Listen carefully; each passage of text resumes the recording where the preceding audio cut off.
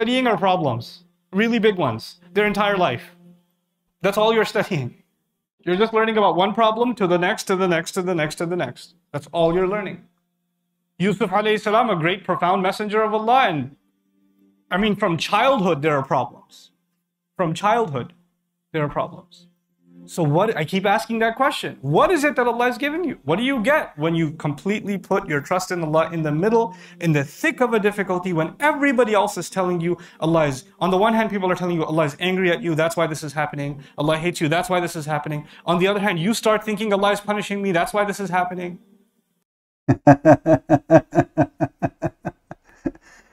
Peace of the Lord to all of you. I hope my voice coming good and clear.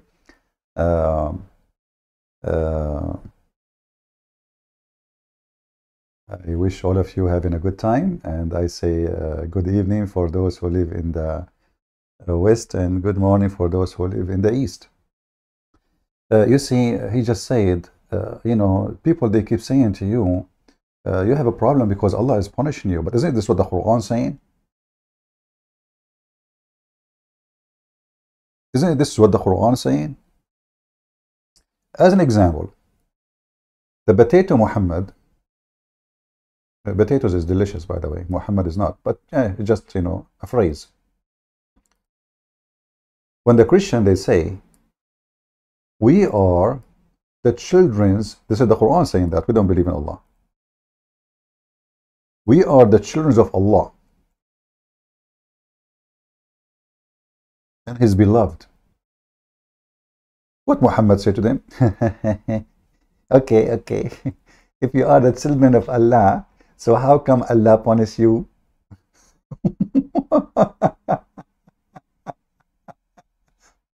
So he's saying, people say that to you, just stay focused with me. This is not really what's happening. Read with me carefully.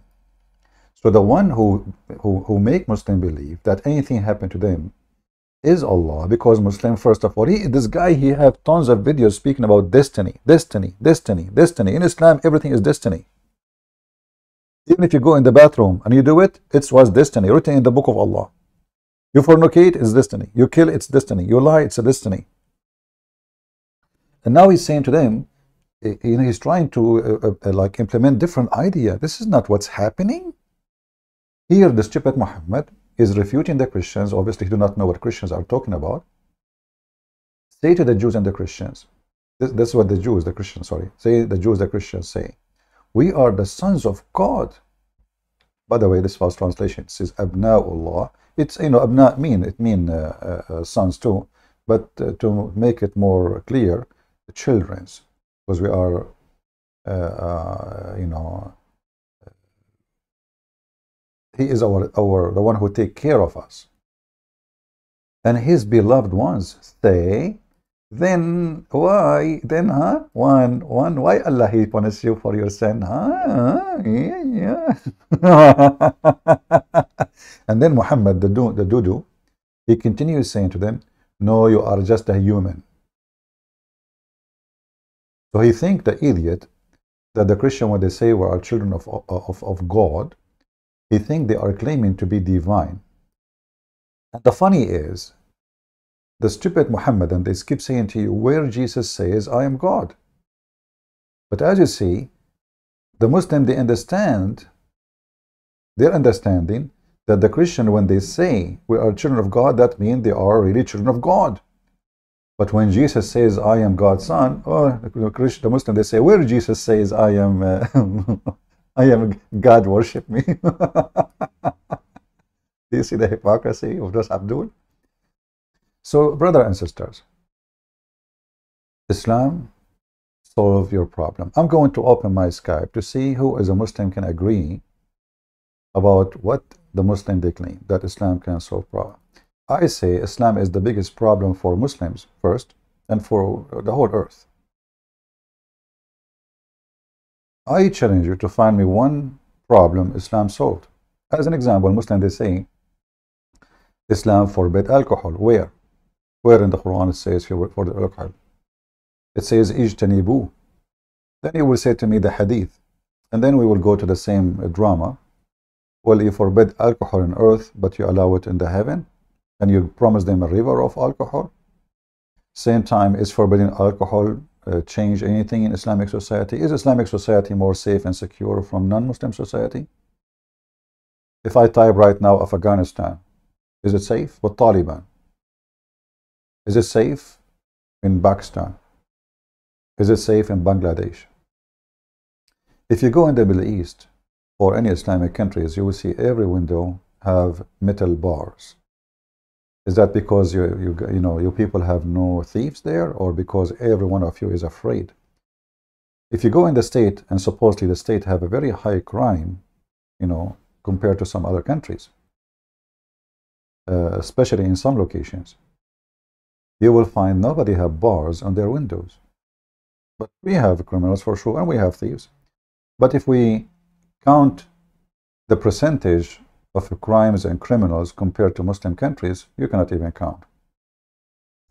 If you go to a Muslim country, you open the TV, you will hear about shooting in USA, but you don't hear about the shooting happening next door to you in the TV. This is my experience in Islamic countries. I remember when I was in the Middle East, there was a bus, have almost 50 students, all of them get killed, accident. The TV station at the end of the day, they were talking about some fog in LA, Los Angeles, and many cars hit each other, but no injury. So cars hitting each other in America is in the news, but 50 child killed in a bus accident, nobody heard about it on TV. And this is the Islamic propaganda always. They don't want to, it's not like what Jesus says before you tell, like your brother what is in the little thing in his eye. What about you take the tree in your eye? So we are going to wait for any Muslim to text me and to tell us what exactly Islam can do for us. All of us, we knew that Muslims, they killed their own caliphates. Why? Because Islam solved the problems. Very simple. Islam solved the problem for Muslims. Even they killed the sons of Muhammad. As they claimed, he have sons, grandsons. As they claim, Islam solved the problem. Umar al-Khattab, he went to the daughter of Muhammad, and he kicked her in her belly, and he make her lose her child and die, and he was going to burn her alive in her house. And this is the most just person in the history of Islam. He did this to Muhammad's family after Muhammad died. Islam can solve the problem. You can beat your wife, and then your wife, she will love you more. What do you want more? Let us assume that you have a wife, she is really arrogant. Maybe her tongue is so long, like you know the thing, right? I mean, I find that Joe Biden, he made a perfect speech when he said the thing, because that can explain anything. Like you don't even need to talk two words. Like the thing. That's it. So you have a woman. She is not you say to her, make coffee for me, because this is what women are made for. Make coffee and tea, and go to bed. So according to Muslim, this is what women are made for. So you tell your wife to make coffee for you, and then 10 minutes after, still the coffee is not ready. So what do? You beat her, you shout at her, you jail her in her bedroom, and all of those things solve your problem. After that, your wife, she will obey you like a puppy. But when you leave the house, she will invite the neighbor next door to do boom boom with him as revenge from you. So now we fix a problem. The wife, she is making coffee for me, but the wife now, she is making to my neighbor, because she is very upset from her husband who did beat her. So Islam solve the problem. I mean, what do you want? And then you can have a secret wife. If you don't believe me, search in YouTube for Ali Dawa video, secret wife. secret wife. That solves many problems. The first problem is your first wife, she will not know about the second wife. Second problem you solve, your second wife, which is a secret wife, she will not know about the first wife. Number 3 problem, no one in the world knows that you are having many women sleeping with. Even you can claim to be single forever. You see how many problems you solve? Here we go. How many men one day like they go and they say, oh man, I wish I'm single. Look how this woman, I wish I married this woman, not this woman. Let me take the ring from my finger and I will pretend to be a Muslim. He does not need to feel guilty about it. He can have a secret wife.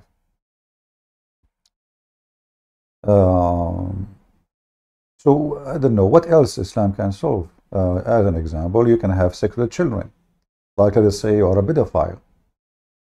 You know, I see comment, by the way, from Muhammadan, which I find it very funny. The Muhammadan, they try to make Muhammad a pedophile as a good pedophile. Like, you know, yeah, I mean, it's at that time, yeah. And then they say to you, Rebecca, they fabricate numbers. So let us say you are there is many, you know, we hear from time to time, many men get arrested for being pedophile or for you know, having videos of the children's, you know, porn videos. And obviously those who make those videos are very filthy criminals. But Muhammad, he is, you know, he can do that. Why not? I mean, this is in Islam, solve your problem. You are a pedophile. In Islam, you are not a sick person. In Islam, you are a normal person. The best man in the history of Islam, he's a pedo. What else Islam can solve? Yeah. What if you come and you find a man in the top of your wife? Or your wife in the top of the man? I don't know how you like it to be. Choose the position, Abdul. And now, after you saw the man in the top of your wife, what is the solution? What you do? Very simple. You tell the man to wait until you find 4 witnesses so they can come and see the man effing your wife.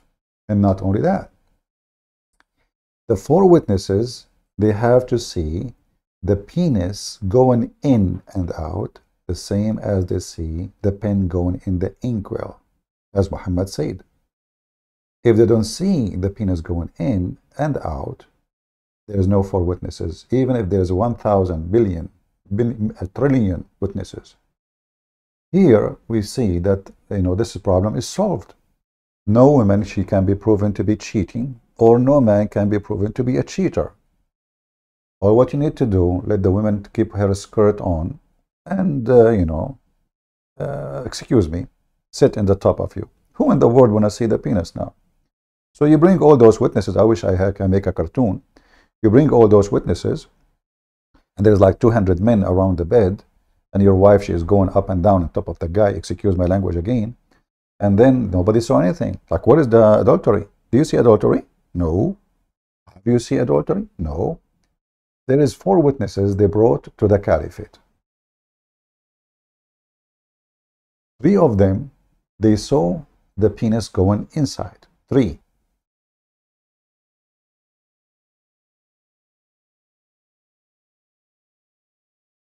One of them, he said to the caliphate, I saw her legs, her feet around his neck, and they were shaking like the ear of a donkey when he's running.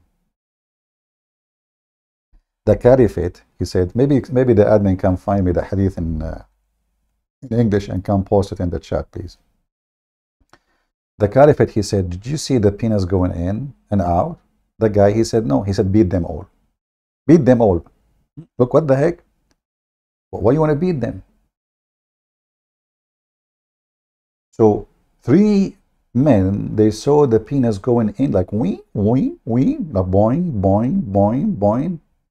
And the 4th one, he saw not the penis going in. He saw her feet around his neck, and they were shaking like the ear of a donkey when it's running. which is a nice description, by the way, perfect. The caliphate, there's no adultery. And not only that, you have to be beaten for falsely accusing a woman. Look, look, look. So you see that Islam protected the women now. So now your wife, she go and F everybody in the neighborhood. Your wife, she can be the bicycle of the neighborhood. And you cannot do anything about it. Nothing. You don't even dare to say she is a whore. Why? Because if you do so, they will beat you. They will. And this will go to the man, by the way, because same time, when you accuse a woman, you're accusing a man. So if you accuse a man and you did not see his penis going inside the woman, you saw nothing, brother. So the Islam solve this problem. And here you will see the punishment. Look at this. Chapter 24, verse number 4. And those who accuse the chaste woman, look, she is a chaste. The guy, he got 4 witnesses. 3 of them, they saw the penis in and out. The fourth one, the fourth one, he saw her feet around his. Yeah, if you can't find the hadith in English, that would be better. The fourth one, he saw his feet, her feet around his neck, and there is no proof. No proof, brother.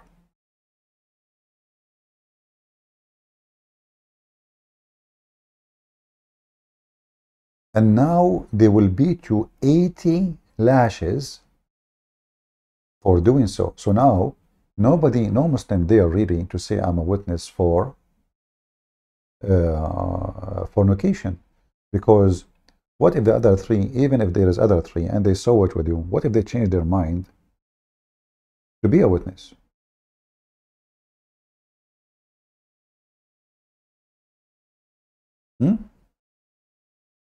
What if they change? Let us say we are 4 witnesses.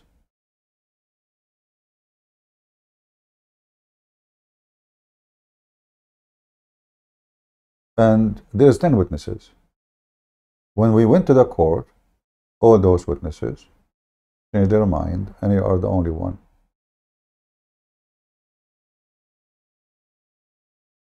So what we would do?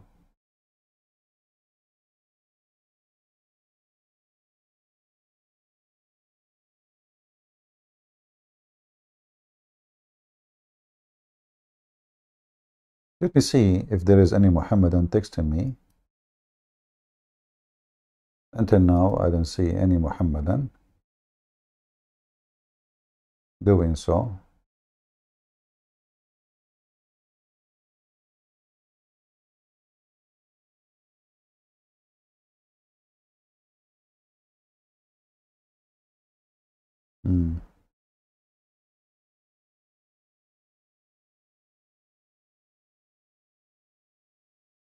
Okay, until now there is no Muhammadan trying to contact us. That's fine.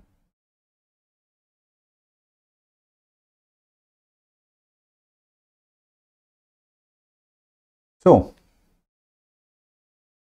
what else Islam can solve for us? There is other problem Islam can solve for you. You know, you have a wife and you don't like her. You know, and you divorce her from time to time. Like you divorce her first time. By the way, in Islam, Islam solved the problem to divorce wife. You can solve it very easy. You can divorce your wife even by text message. Look how easy it is. High technology. So you get angry. You divorce her. Do I read the comment? No, my brother, my friend, I'm not reading the comment. I'm busy. I'm busy with the beauty of Islam. What's wrong with you? What's wrong? You know, come on, focus with me. Focus with me. Islam, you know, solve your problems. We have something very important, you know. Everybody in the world, in the East and the West, agree that Islam solves your problem. So, you get angry and you divorce your wife 3 times. And then you miss her. You want to have her back. Or maybe you have children from her. They want her back. So now what do you do? What do you do? How you can get your honey back? You cannot. Unless your wife, she find a new husband to F her. And then divorce her. And then you have her. You see how things is not, I mean, so easy, man. So your wife now, she have to go and open her legs, excuse my language. By the way, there is sometimes some Christian, they school me in the chat. They say, we Christian, we should not speak such a language, Christian Prince. Otherwise, you will lose your salvation. My friend, for those dummies who keep coming from time to time, our topic is Muhammad. He's a scumbag. If you don't like to listen, you don't go to the school talking about the devil and you expect us to say nice things about him.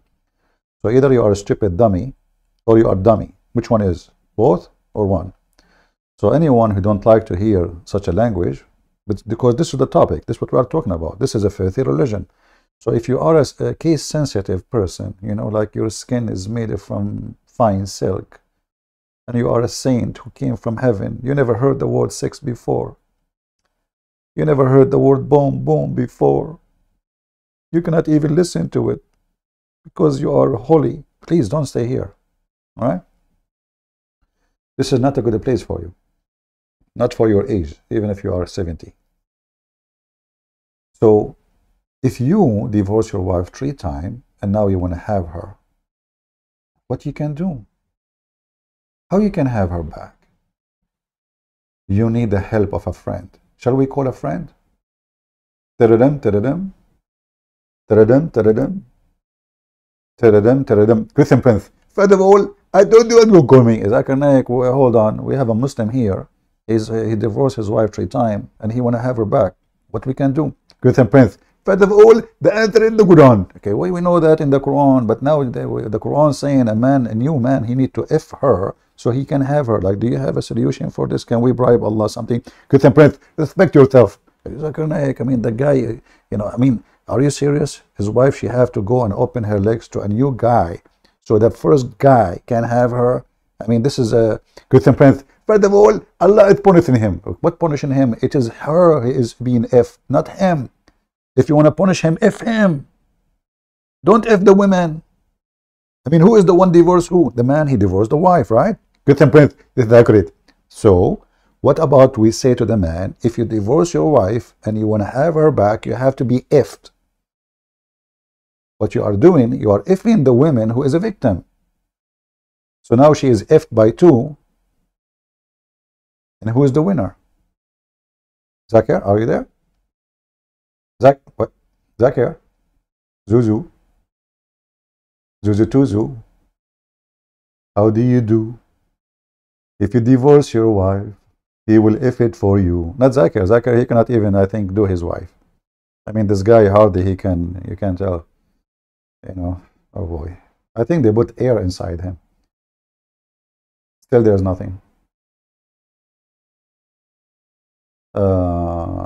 It says stream current. Why? My internet is not good. Yeah, somehow my internet may be not good.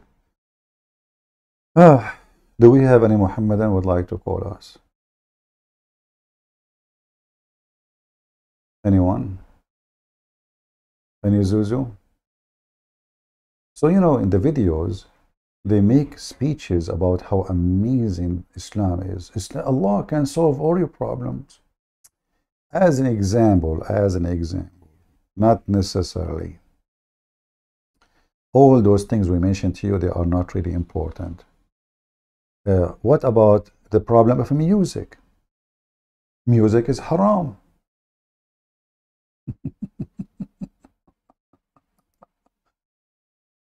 So now if a person he loves music, Allah solved the problem.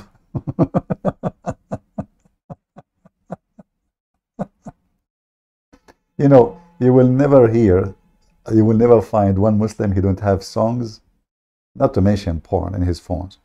But have you ever heard of a Muslim don't watch? I mean, if you go in the month of Ramadan, you will see all the programs in the TV is about like belly dancing. Even the movie full of belly dancing.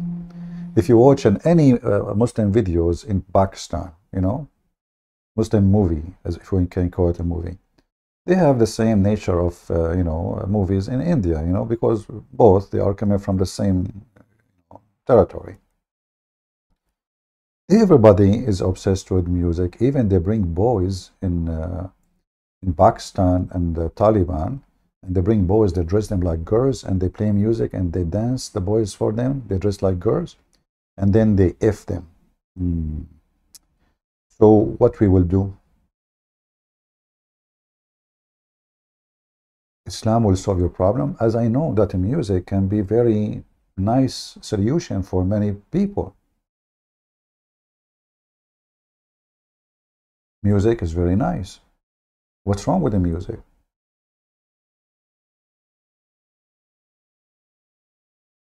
Even dance is a sport. You know, instead of sitting over your butt, not moving, you know, just be happy. It's okay. Just don't dance like a whore if you are a female, and don't dance like a whore if you are a male. You know, dance, no problem. Be happy. What is exactly the problem? Can we play with the like saxophone, flute?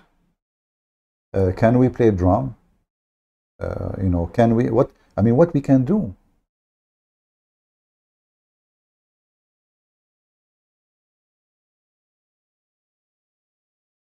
I'm trying to find this hadith. Okay, there's two sound are cursed by Allah. I want to find this hadith. Hold on. I hope we can find it in English.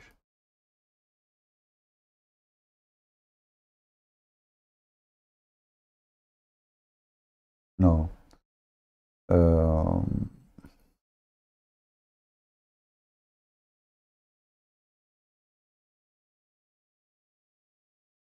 Let us see this one.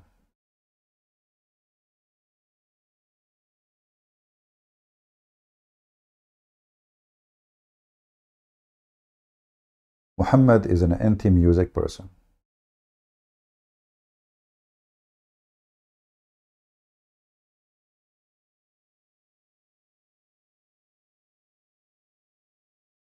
The bell is the musical instrument of shaitan. And later we find Muhammad receiving the Quran in the sound of a bell.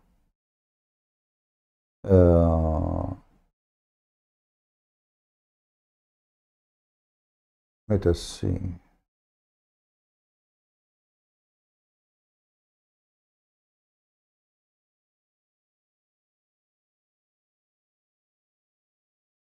I'm just trying to find. If we don't, we will use this website here.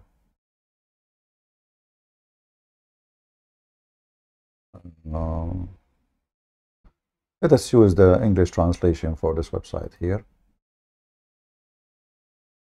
Try again.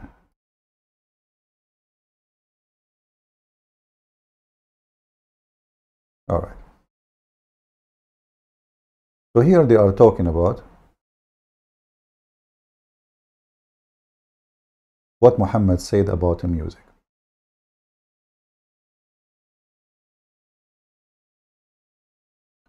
Two voices are cursed in this world, and afterlight. A flute, like, you know, the machine, you know, the translation here is not coming right. A flute just to make you happy, and the ring of misfortune. This is translation again is wrong. So there is two things. Those are the most ugly voices Allah he you know, he liked to hear. Here, let us see. Let us go up. The page is very long, actually. This is the question. Yeah. So here the whole topic simply is about proving that music is forbidden, alcohol is forbidden, gambling is forbidden, adultery. This is the question, you know. And here is the answer. Actually, the translation is coming very wrong because simply the whole question is about if music is forbidden or not.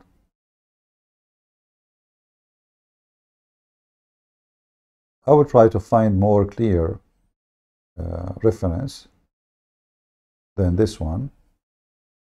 Let's see.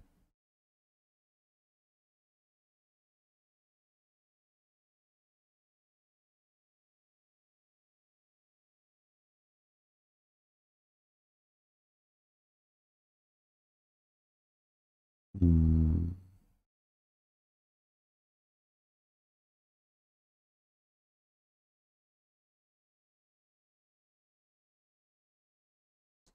Yeah, there's a verse actually in the Quran about it, that anything you do beside talking about Allah is haram. This is called lahu, which means fun. Any kind of fun, anything is considered as fun, done for the sake of fun, is forbidden. But still I want to find some English hadith, not only the Quran.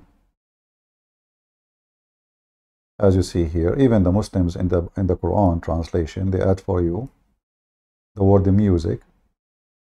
And of mankind, he who purchase idle talk, i.e. music, singing, etc., to mislead men from the path of Allah. So Muhammad, he considered that you sing, you play music, Allah is so angry from you because simply the purpose of it is to mislead people. And you can open the interpretation of any Muslim scholar, you know, Al-Qurtubi, Al-Tabari, Al-Jalalain, Ibn Kathir, all of them, they agree about this.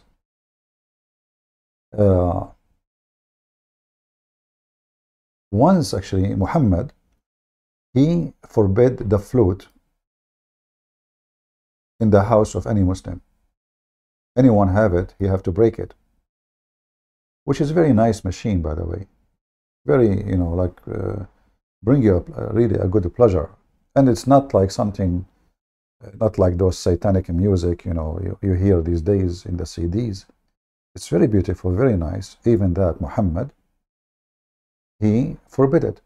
Muhammad, he forbid anyone to listen to women singing unless they are, you know, his women. But they should not sing, you know, like maybe they are doing some sexual entertainment for you, but not singing. Singing is haram. So once Abu Bakr, he went to the house of Muhammad and he found girls dancing, singing, and playing music.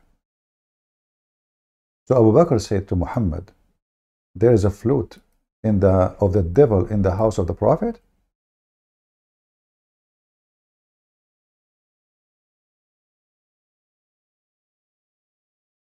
Let us see if we can find it. Here we go.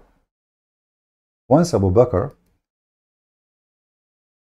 come to Aisha on the day of Al-Fitr. This is the celebration holiday for Muslims.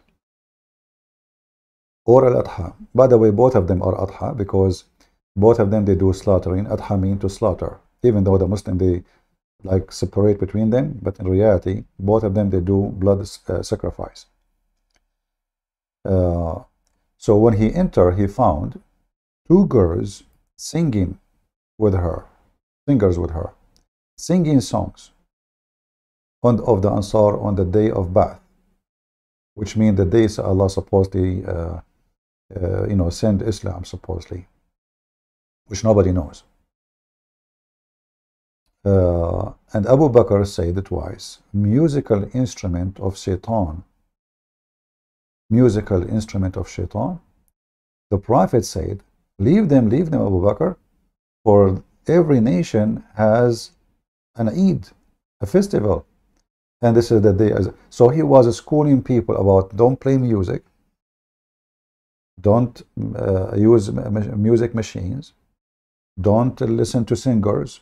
Haram. But now he is bringing two slave girls. Those are two slaves.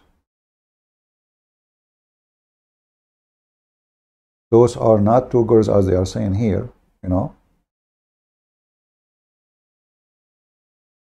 Let us see the Arabic.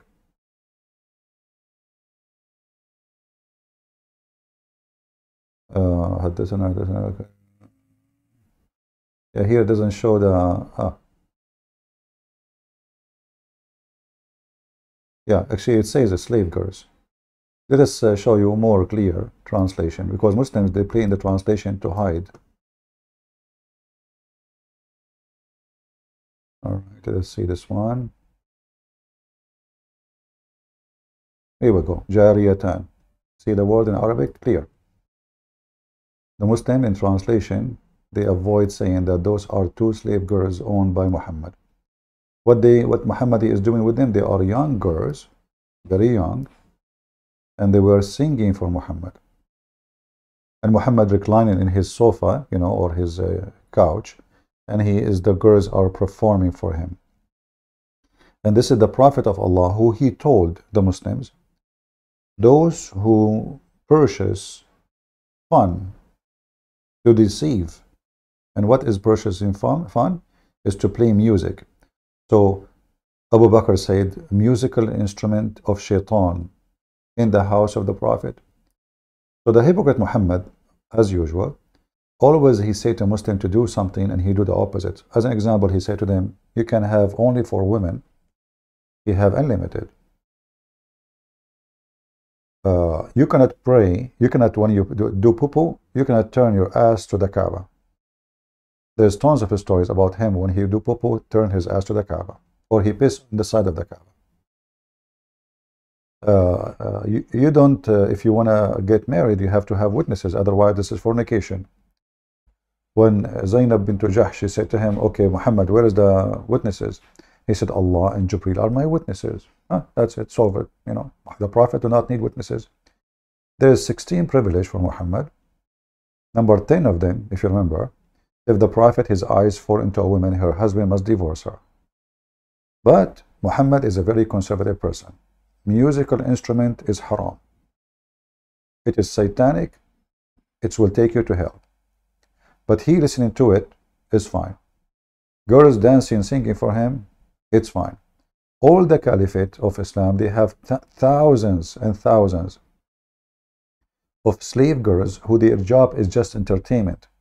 The women who they are old or not good looking, they send them to the kitchen to clean the palaces, which is built by the hand of the Christians, who they've been enslaved, occupied, like what they did in Spain.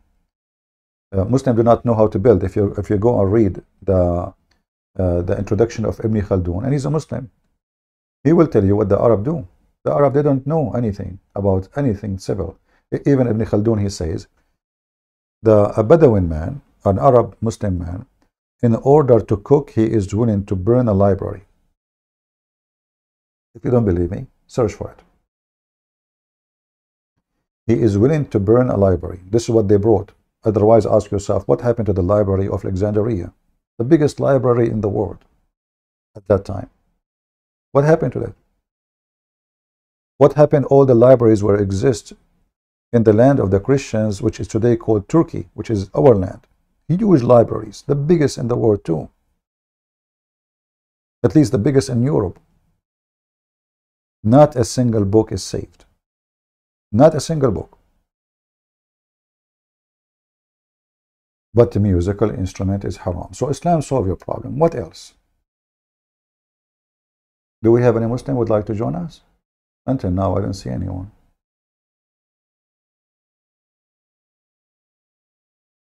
Any Muslim? Who is a Muslim want to volunteer and show us a problem?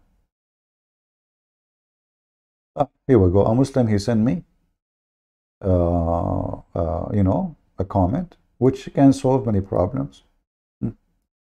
Like now, if I want to prove that Muslim men, their penises is small, Ahmad volunteer, he says, hello CP, do you want to see my penis? Okay, Ahmad, you know, okay, can you call us Ahmad? You know, because my videos is watched by Muslim girls too. And then they will take a screenshot and see, they will call a doctor for you to see what happened. I hope your penis is not the same as the penis of the Prophet. As you remember, the hadith says, Muhammad, he said, he was the most weak person between all mankind in sex until he invoked Allah, and then Allah sent him a dish of shish kebab, and then his penis like boing, boing, boing, you know, he have the power of 40 men. I hope we solve your problem. I think what he meant, don't take it wrong, I think what he meant, you know, I mean, he had a problem with his penis. Somebody told him CP is a doctor. Huh? You know, my friend, it's not me. You know, you show it to your Prophet Muhammad, because both of you have the same problem.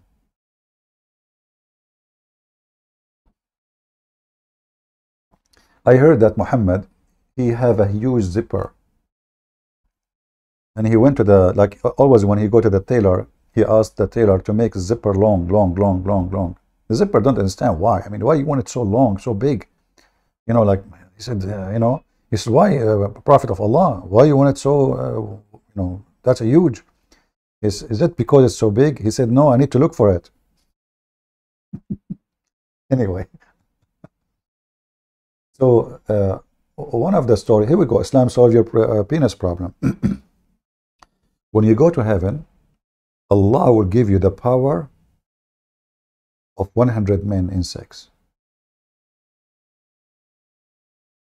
And Allah will give Muhammad the power of 40 men of heaven, which means 40x 100, that will be 4,000 men. Problem is solved.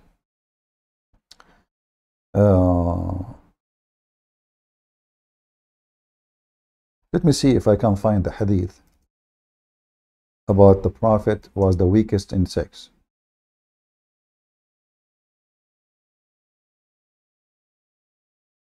Give me a minute.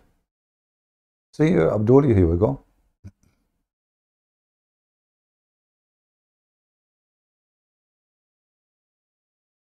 Look what I searched. I searched for the Prophet.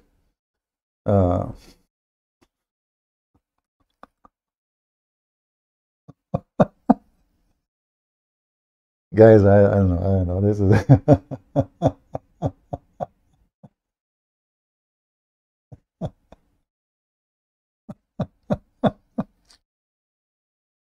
a Muslim guy asking question.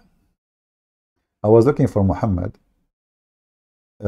like getting the Allah sent him a dish of shish kebab, and I found this question here. Let me use Google translation for you. Give me a second. You can search it. This is fatwa number 101855. Translate to English. But this guy is asking, he have a serious questions. If there is some harmful intercourse, the sheikhs, brother, they are doctors and they can tell you any question you want. Okay, let us see what it says in English here. I am a young man. I don't know if you guys, you can see it. Can you read it? Or it's so, let us see. Let me look at the screen. Hold on. Yeah, I think you can read it. Okay. There is a Muslim book simply saying the following advice, that if you have sex standing, that will hurt your knees. Your knees will be bad. If you have sex like on your knee going down. Sorry guys, this is what it says, what I can do.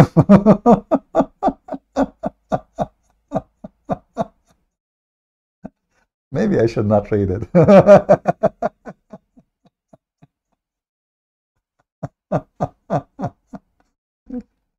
Oh boy. Okay, if you do boom boom to your wife in the side, that will give you what they call it, what the translation is saying, Uh, I mean, you can read it yourself. Google doing translation. You know, I don't know the English words really. So they are talking about all positions of sex in this Muslim books. Like if your wife or your woman in the shower or in the bathroom, that will cause the hurt in your backbone. Your like sorry, what the bones for the back, the long one goes all the way from your neck to this one. So if you do that, that will hurt that place. And is going. Let us see where we are. Yeah, and that will cause you to become blind if you have intercourse in the shower. In the best scenario, you will have a weak vision, so don't do it there. If you make your wife on your chest, uh, uh, sorry, I don't know what they mean by this, but he's saying here in Arabic, if you put the woman in the top of your chest until the semen came out, when the man is laying down in his back, that will cause the back hurt and sickness in the heart. And if some of the water of the women came down over your penis, that water can cause stones inside your body, inside your penis, and cause like somebody like he jumped from high place, so he have a problem with his testicle. I don't know what they call it in English. And that will cause issues with your testicles if the woman she have her orgasm water over your penis.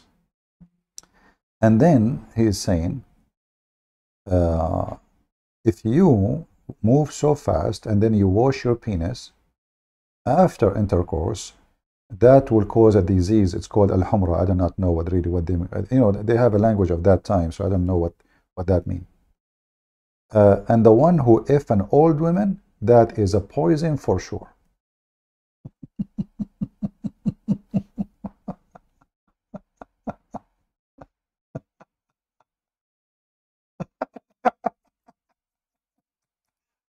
I mean, okay, see, we have to be honest here. Don't you think Islam solves all your problems and health questions? Let us be honest here. You know, how many of you don't know really what to do and how to do it? Now, Islamic books, mashallah, they are expert with boom boom. Can you read the page, guys, or you cannot? Hmm? I don't know if I should read the rest. I mean, the rest is more weird. Look at this one. And yeah, you see, like the translation is coming weird. So if her water came over your penis, that will inherited stones and hernia causes. See? So never let your wife have her water over your penis. Hey, Muslim, so when you put, excuse me, when you put it in, what water is there?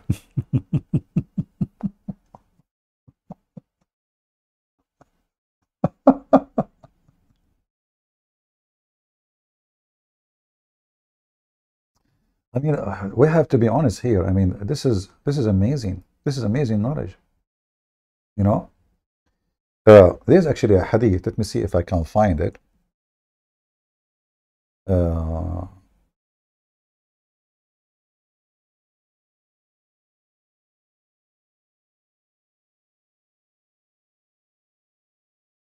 maybe we cannot find this one in English. Let us see.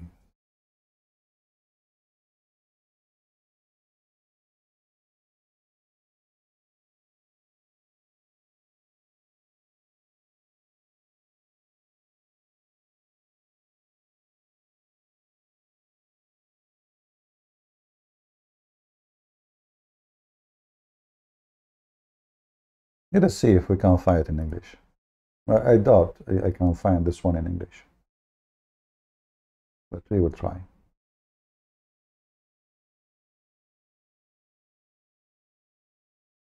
No. Okay.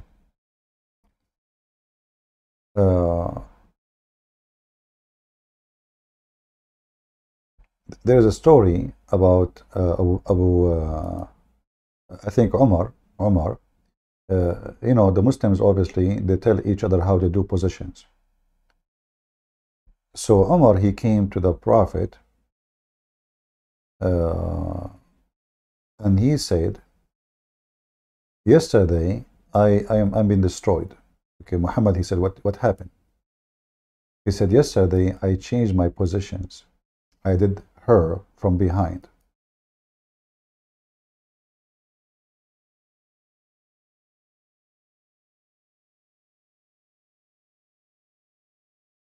Messenger of Allah, O Messenger of Allah, I have been perished, not you have been perished. He said, "What destroyed you?"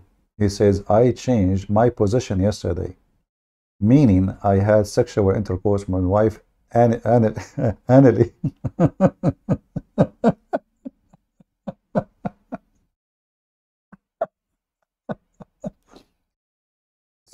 So those, uh, the Jews, they forbid men to do such a thing. So they learn from the Jews that this is not right. So now Umar, he is saying to Muhammad, "Oh, Muhammad, Prophet of Allah, yesterday I did something that would destroy me." He said, "What you did?" He said, "I did boom boom from that location." Then Muhammad, he gave him a verse in the Quran saying, "Your women are tilth for you, so dig in them as you wish."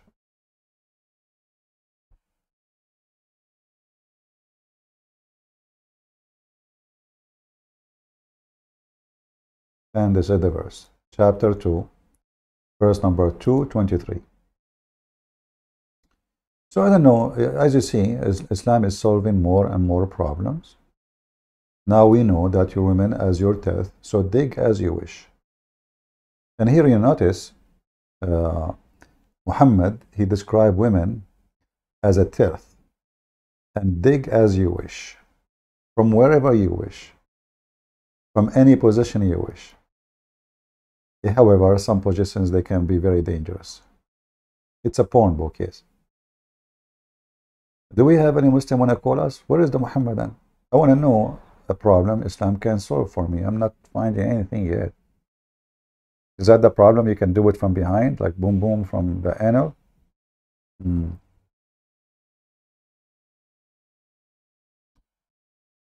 Uh, we don't have too many people today. Maybe because I did not inform you guys. Or maybe today it is Saturday night, so people are going out. Or Friday, Saturday night. Yeah.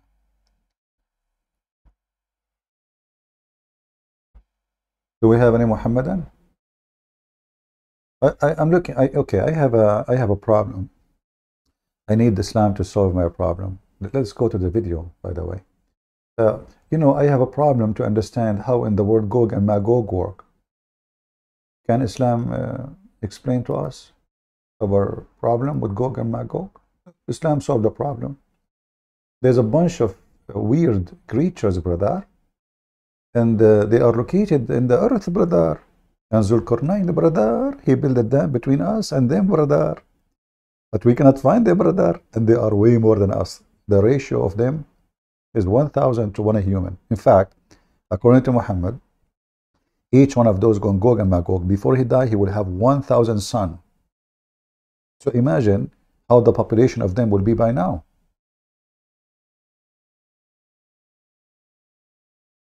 This is a problem, brother. Do Islam solve it or Islam make it really horrible? Ya'juj and Ma'juj is actually, for our modern times, I would say, one of the most, if not the most problematic. Did he say problematic? I thought Islam solved problems. It turned to be Islam itself is a problematic. I mean, you cannot even find a solution for a stupid story in the Quran, and Islam can solve your problem. So you listen to the Quran, you get dizzy. You don't know what the Quran is talking about, and you lose yourself. Listen carefully. So the most problematic issue in the Quran is what? Gog and Magog. Of the signs of Judgment Day. And it has caused many of our youth to question, to doubt. I myself have met people that have actually left Islam because of these types of tales. And we have to be honest and frank and not pretend as if this doesn't exist. Perhaps some of you are not accustomed to hearing people speak like this, but my philosophy is different. Like, you know, Yasser Qadi, he's saying to you, excuse my language again. Again, if you are a Christian, you have sensitive with language, just leave. Today, I'm going to tell you the true shit about Islam. Brother, we have a lot of shit in the Quran. We have holes in the narrative. We have shitty stories, which nobody can explain and nobody can believe in it. And this shitty brother, which is like a lot of shit, is going to make a lot of Muslims leave Islam. Because people now today is educated. How in the world I'm going to convince somebody that such a story is something to believe? That's a lot of shit. Did I say the word shit? No. Excuse me, Christians, who they are sensitive. So listen, let us listen to more shitty explanation. He's trying supposedly to fix the shit of the Quran by saying what? You don't believe in it. We are dealing with the crisis of people leaving our faith, our own children, our own young men and women. And of the reasons why is that we are not answering some of these issues that they bring, and we dismiss them. And now after watching for 2 hours his video, did he answer them? If you go right now and search refuting Yasser Qadi on Gog and Magog, you will find a million videos. Did you solve it? You made the Muslims more way confused. The issue of Ya'juj and Ma'juj is something that doesn't just occur in the hadith. It is explicit in the Quran. Oof. Standard medieval interpretation of Ya'juj and Ma'juj is the following. This is what you find in Ibn Kathir. You find it in the tafsir literature of As-Samarqandi and of Al-Tha'labi. And basically, this is the mainstream interpretation for our classical and middle ages of Islam. If you look at any book of tafsir, any book of history, the notion was the following. Ya'juj and Ma'juj are a bizarre, exotic tribe in the nether regions of the world that have been trapped by Dhul Qarnayn thousands of years ago, and they're still trapped to this day. That Ya'juj and Ma'juj are a living tribe, blocked to this day behind the wall that was built 4,000, 5,000 years ago. That wall miraculously is still there. People can see on the one side, and on the other side you have these savages that Allah knows how they're eating, drinking, replicating, whatnot, and they're still there for eons and eons and eons. Dare I say, anybody who knows science and geography and modern civilization, you cannot believe that there is a tribe for 4,000 years trapped behind a wall.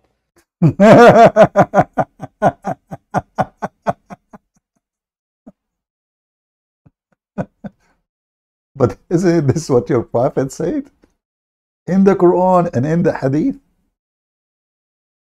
I mean, so he's trying now to save the Muslims. And this guy, he have a degree, I think he have a PhD, I don't know, I think he's an engineer, right? So, like, who's going to believe in this? And the wall is made from copper and steel. If there is a wall, can it stand the test of time? Yasser Qadi? I mean, if you believe this, if you believe this, you are some four. Huh? If you believe in this, you are potato. Just let me tell you, I'm being honest with you. Let me give it to you as a Christian prince, he says. You are a potato if you believe in this. Okay? But this is what your prophet said. And this is what the Quran is saying. Isn't it the Quran says, Allah speaking in the Quran saying, Zul Qarnayn, he built a wall between us and them. And then in the day of judgment, they will come out. The Quran saying that. Hold on, let us go to the Quran. Maybe the Quran did not say that. Maybe Christian Prince is fabricating.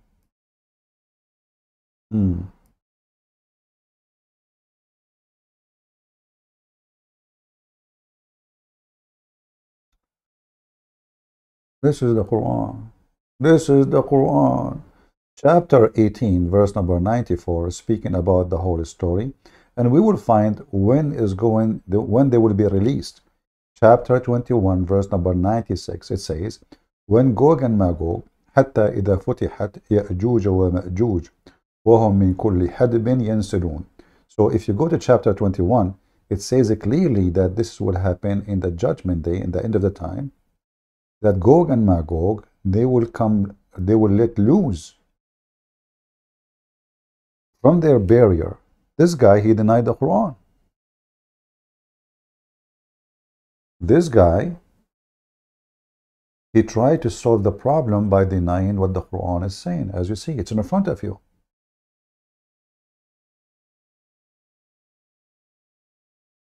And this is talking about the day of judgment, talking about the punishment of those who worship Allah and hell, as you see, you know, talking about Jahannam, which Muhammad, you need to ask yourself, if Allah is God, where he got the word Jahannam from? Hey, Muhammad, where do you steal your word from? The valley of Jahannam is in your Quran. Why?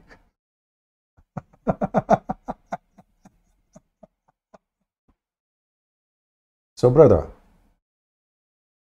when Gog and Magog, they will let loose, Yasir Qadi, he don't want to believe that those are still until now alive. He is saying to you that every single Islamic scholar explanation does not make sense. But this is what the Quran is saying, this is what Muhammad is saying.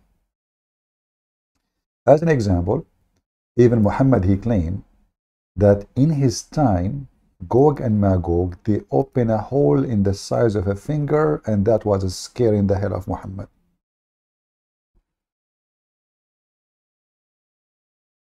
He said, we to the Arab. By the way, this is a proof that Islam was for the Arab and was always for the Arab.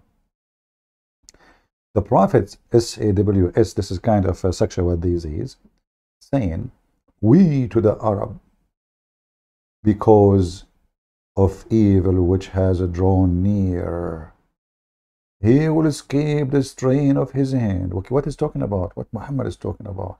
Hold on. We to the Arab. Now this is more clear. It's about Gog and Magog. They just open a hole in the wall in the size of the anal of Muhammad. It's in front of you. And this is a proving of a false prophecy of Muhammad, because Muhammad, he claimed that the opening of the hole in the wall will happen very soon. Do you see it? Which means day of judgment is very soon. That's why the Quran says the moon is split, ذات الساعة واقتربت الساعة وانشق القمر. The judgment day is near and the moon is split. So this was the start of judgment day. And now Muhammad, confirming more signs, says, listen, Gog and Magog, who they are restrained behind the wall from thousands of years ago by Zulqarnain, the man with the two horns, which is Alexander the Great, today, this day, they open a hole. It's in front of you. And when you say, we to the Arab, and nothing will happen, that means what? That means Muhammad is a fraud. Is that correct? The Muslim, did he say that? And why he's frightened? Read with me carefully. He was so frightened. Frightened from what? This man have mental illness. When you say he was frightened, I mean, how you know a person is so frightened? What is the symptoms of somebody is frightened? Let us focus in this word. Any Muslim can help us? Why he is so scared? Not only scared, I mean, scared doesn't describe. Frightened is a different word. Why is he frightened? That means they are there. This guy, he believed really, he's terrified himself. And not only that, that means he is not sure of protection of Allah. Otherwise, why I will be frightened? If you go to the video of Nouman Khan, says to you, Islam solve your problem. You go to Muhammad, Muhammad himself is frightened.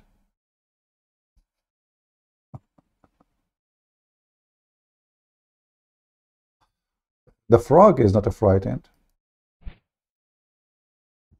So what about other amphibious animals, such as frogs, for example? Well, frogs is not an issue of being a sea creature or an amphibious creature. There is a specific ruling for that, because the Prophet ﷺ prohibited their killing. And whatever the Prophet ﷺ prohibits killing, then it becomes haram to eat and consume. A man came to the Prophet ﷺ, and he was a doctor. So he said, "O Prophet of Allah, we use..." Look what happened to you if you are a doctor and you go to Prophet of Allah.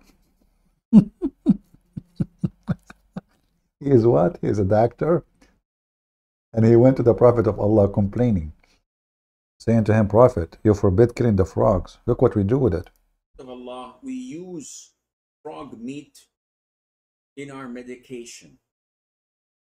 So the Prophet denied him and prohibited him from killing frogs. Why? And in another narration, the Prophet ﷺ said that, I don't know what you call the sound of frogs, but the sound of the frogs is tasbih. It's praising Allah Azza wa Jal. It's glorifying Allah Azza wa Jal. So the Prophet prohibited killing it, alayhi salatu. Now we know. The sound of the frog forbidden it by Allah. So I mean, he worship Allah. So now we know what the frog is doing. Walk, walk, walk, walk, walk, walk, walk, walk. He is praising Allah. And now we know why we cannot kill the frog. Man, that's amazing. There's a frog come next to my window. I mean, he is so tiny. I spend the whole night looking for it. Like, I kick him away. Like, I walk around and around and the guy is hiding somewhere. I cannot find him. And his sound is so annoying all night. He start like 1 a.m. in the morning. He start his symphony like ta ta ta ta ta ta ta ta ta ta, and Christian Prince trying to sleep and say, "Oh boy." And now I know what's happening. This frog was sent by Allah, and he was saying the name of Allah. I mean, who in the world can deny those things? We have to be honest here. All this information we showed you, like if you have sex with your wife in the bathroom, you will be blind, or you would have, or if you, I mean, all the information here is very accurate. Some people don't want to believe in the truth, which is obviously given by Allah. As an example, Quran and Islam solve the problems about other creatures. We Muslims are rewarded for killing lizard. Isn't it beautiful? Aisha says, can you please explain the hadith about why we should kill the house lizard? We should. First of all, the house lizard, I think they call it salamander or something like that. I'm not sure. The house lizard... You will notice, by the way, that Muslim sheikhs are very honest. He is not sure. I mean, do you see? He is sure about the rest of the story, but this part, he's not sure. Like, they call it salamander, they call it, I'm not sure, to be honest with you. Like, I'm short in some knowledge here, so you should humble, very humble. The rest of the story, he is sure of it. Okay, tell us first. Is an insect... He's an insect. An insect that... See, the first part, he is honest. I am not sure. This part, he confirmed it.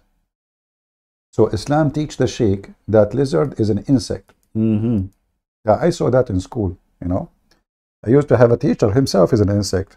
You look like him. Is an insect that is harmful. Some of it cause a lot of diseases. Exactly. I will tell you, do you know why Joe Biden, you don't remember his name? Look at his wife. She talks, she acts like a lizard. Me, myself, I believe she is a lizard, undercover.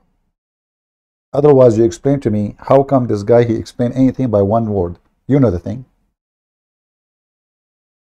So this insect causes a lot of diseases. So now we have to kill it.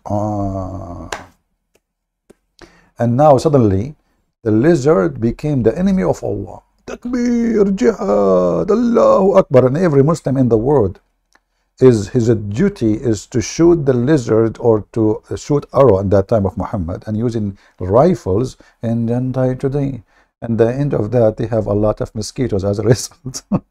And a lot of flies in Bangladesh because no lizard in Bangladesh. Who is the lizard who dare to live in Bangladesh? Are you kidding me? 300 million Muslim, 200 million Muslim, 400 million Muslim chasing the lizard. Lizard, where are you? I'm going to hunt for you. Today you are going to die. Shame on your family, shame on you. Lizard, insect you. I'm going to find you and kill you. I'm a Muslim. I hate you. You are the enemy of Allah, you. Mr. Lizard, where you can hide. All the Abdul behind you. Lizard, what you can do. Shame on Muhammad, shame on you.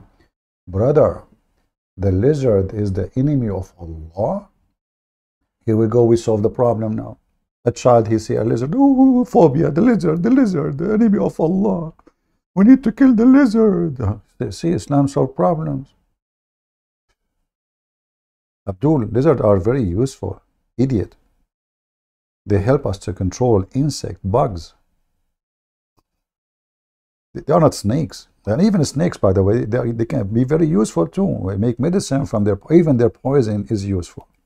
Even the poison of a snake is useful. But let's see the rest of the story. And some say that it intends to walk over the food and the drinks yes. and to poo, where it puts a lot of its illness. Now I know why Muslims, they don't like to eat their food.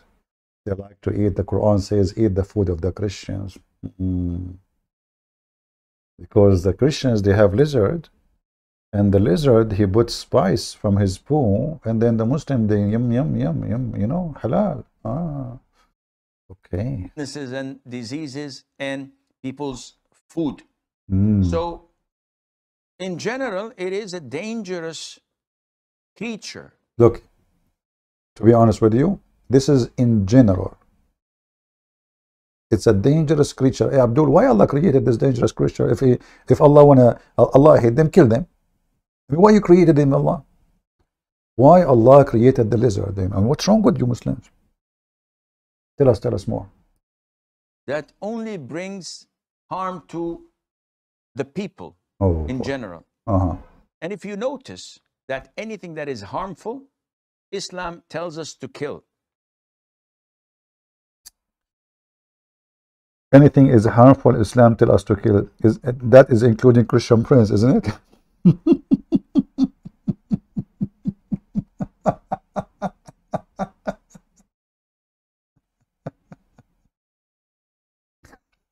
What a disgusting, stupid cult. So Islam tells us to kill a wild dog that bites and attacks people. Liar. The Prophet, he ordered to kill all the dogs. Let me get you arrested. Abdul, potato, liar.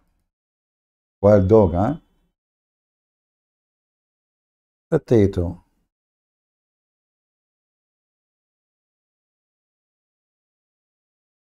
Wild dog, huh? In fact, none of the dogs they killed, they were wild dogs. All of them, they are house dogs. He says, kill all dogs. All dogs. He ordered the killing of all the dogs. And later, when people, they complain, We need those guard dogs, you know. You remember, this is 1400 years ago. People, they live in the desert. What do you mean kill the dogs? That's a very stupid idea. And why? Muhammad, he hate dogs. So commanding the king of the dogs, not wild dog as the liar, he said. And all of this is based on superstition. Muhammad, he believed that dogs, Satan is inside them. Snakes, especially snakes who have certain look, there is a bad genie, Satan, inside them. If a Muslim, he saw a snake in his house, he will give the snake a warning 3 days to leave. If the snake did not leave, brother, you kill it, because inside it there is a non-Muslim shaitan.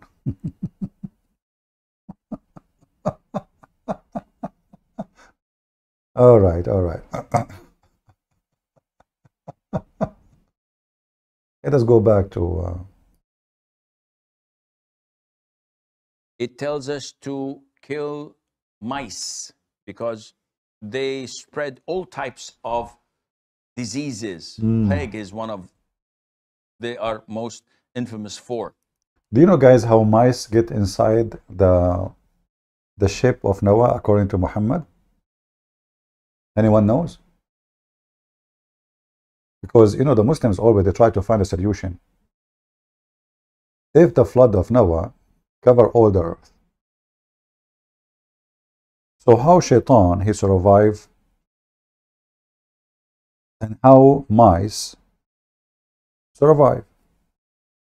Did Noah invite them? The Muslims, they found a solution.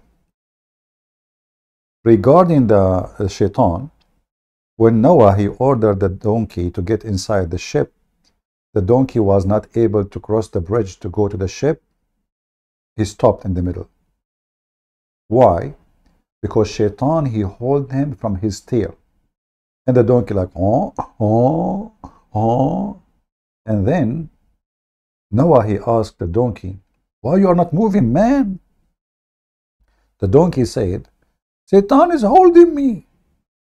So then shaitan, he said to Noah, I will let the donkey get inside the ship if you let me get with him. And this is, brother, how Noah have no choice except to let shaitan to go inside the ship. Isn't it, this is a true story? Muhammad resting saying, Christian Prince, really Christians promote love and friendship. So are you, okay, hold on, Abdul. Why you don't call me then and say that to me? Because that means your prophet is a fraud. Because the Quran says, kill them wherever you find them. And they are evil, and they are the worst of the creatures. Yet here, because you are practicing taqiyya, you are upset from what I am saying, doing, exposing your false prophet, suddenly now the Christians are friends. They are friendly. But the Quran says, kill them wherever you find them, brother. Take their money, force them to pay jizya. And also, they... Shut up. Abdul, why you don't call me and tell me about the real Christians? Because this is against your Quran. You see how you expose Quran, Islam, Abdul? So suddenly now, you know, Islam, Muslim believe that Christians are the nice one. There's no, you know, Christian, they are not nice. Real Christian, they promote love and friendship. So Abdul, I will give you the question to you. Real Muslim, they promote what? Is that fair, people? As long as Abdul, he agree. Muhammad, he said, Muhammad is rising. Muhammad rising? I thought he's dead. Since when? Prove it, you know, whatever you want, call me, call me. I want to see how Muhammad is rising. Since when, Abdul? What are you talking about? Shame on you, come on, don't fabricate stories. Is that a new hadith? The one is rise long time ago is the Messiah, isn't it? The Quran says, وَإِنِّي مُتَوَفِّيكَ وَرَافِعُكَ إِلَيْهِ, I will cause your death and I will take you up to me. So that is confirmed in the Quran that the Messiah is up and your prophet is down at our feet. You fabricate. The only thing you say is true. Christians promote love and friendship. Thank you very much for being honest. But that means the Quran is a book of poo-poo. Peace be upon him. Try something better, my friend. The Muslim, he think, by the way, if he say that the Christian, they will not listen to Christian Prince. Look, the Christian Prince is not being a real Christian. What real Christian? You know, the Muslims, If you are a really Christian, they laugh at you. They slander you. The second you start spanking them, oh, this is not a really Christian. What are you doing? You should not do this. You are not really Christian. So you see the hypocrisy? Well, I am the Christian kind who will make you shish kebab. You like it, like it. You don't like it, pray to Allah, because Allah can solve your problem. Let us continue.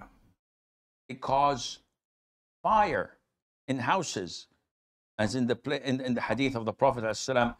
Brother, if you buy insurance, fire insurance, you will see a section in Islamic country says, we do not insure arsenal against mice. Why? Because mice, they do it on purpose. This is called arsenal. Because mice, they smoke, you know, marijuana and stuff, you know. You know, even when they're asleep, they put a cigar, you know, and, you know, watch Tom and Jerry if you don't believe me. I'm telling you. You don't believe me? We have a movie about it, many movies. In the cartoon, he was smoking. So that's true. So those mice, they cause fire. They intend, arson. They intend to do that. It's true. Like this is why never make a mice angry from you. You go to sleep, now the mice will start like, oh, what I will do now? Let me set a fire in the house. I will start from his bed sheet. For this stupid idiot who mistreated me. He gave me even a cheese which is 2,000 years old. It's cheap. It's time to revenge. So the mice, he start fire in your home because he is doing that on purpose. Houses, as in the hadith of the Prophet ﷺ, it tells us mice do heinous things. Heinous. Though people nowadays are so fond of them. We're told to kill the crows. A crow that also carries diseases and eats dead meat. Hey, Abdullah, question: you don't eat dead meat yourself?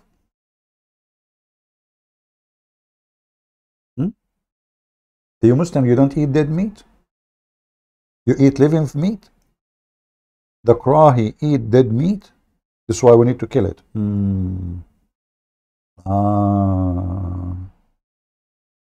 So, but the lizard don't eat dead meat. He eat living meat. The lizard don't make barbecue. The lizard, he, you know, an insect walking by, he got it on his tongue. So I mean, look how they find the reasons. The reason they kill the crows, because they are black. Muhammad, he says, اقتلوا كل أسود بهيم. Kill every total black animal. كل أسود بهيم. The racist Muhammad. Anything is totally black, kill it.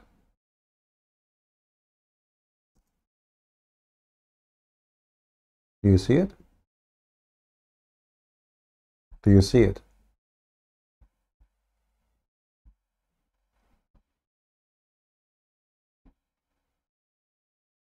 Bahim is an animal.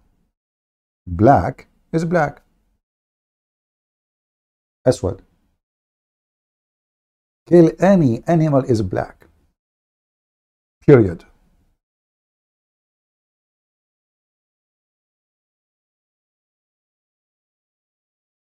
I guess the mice go in that category.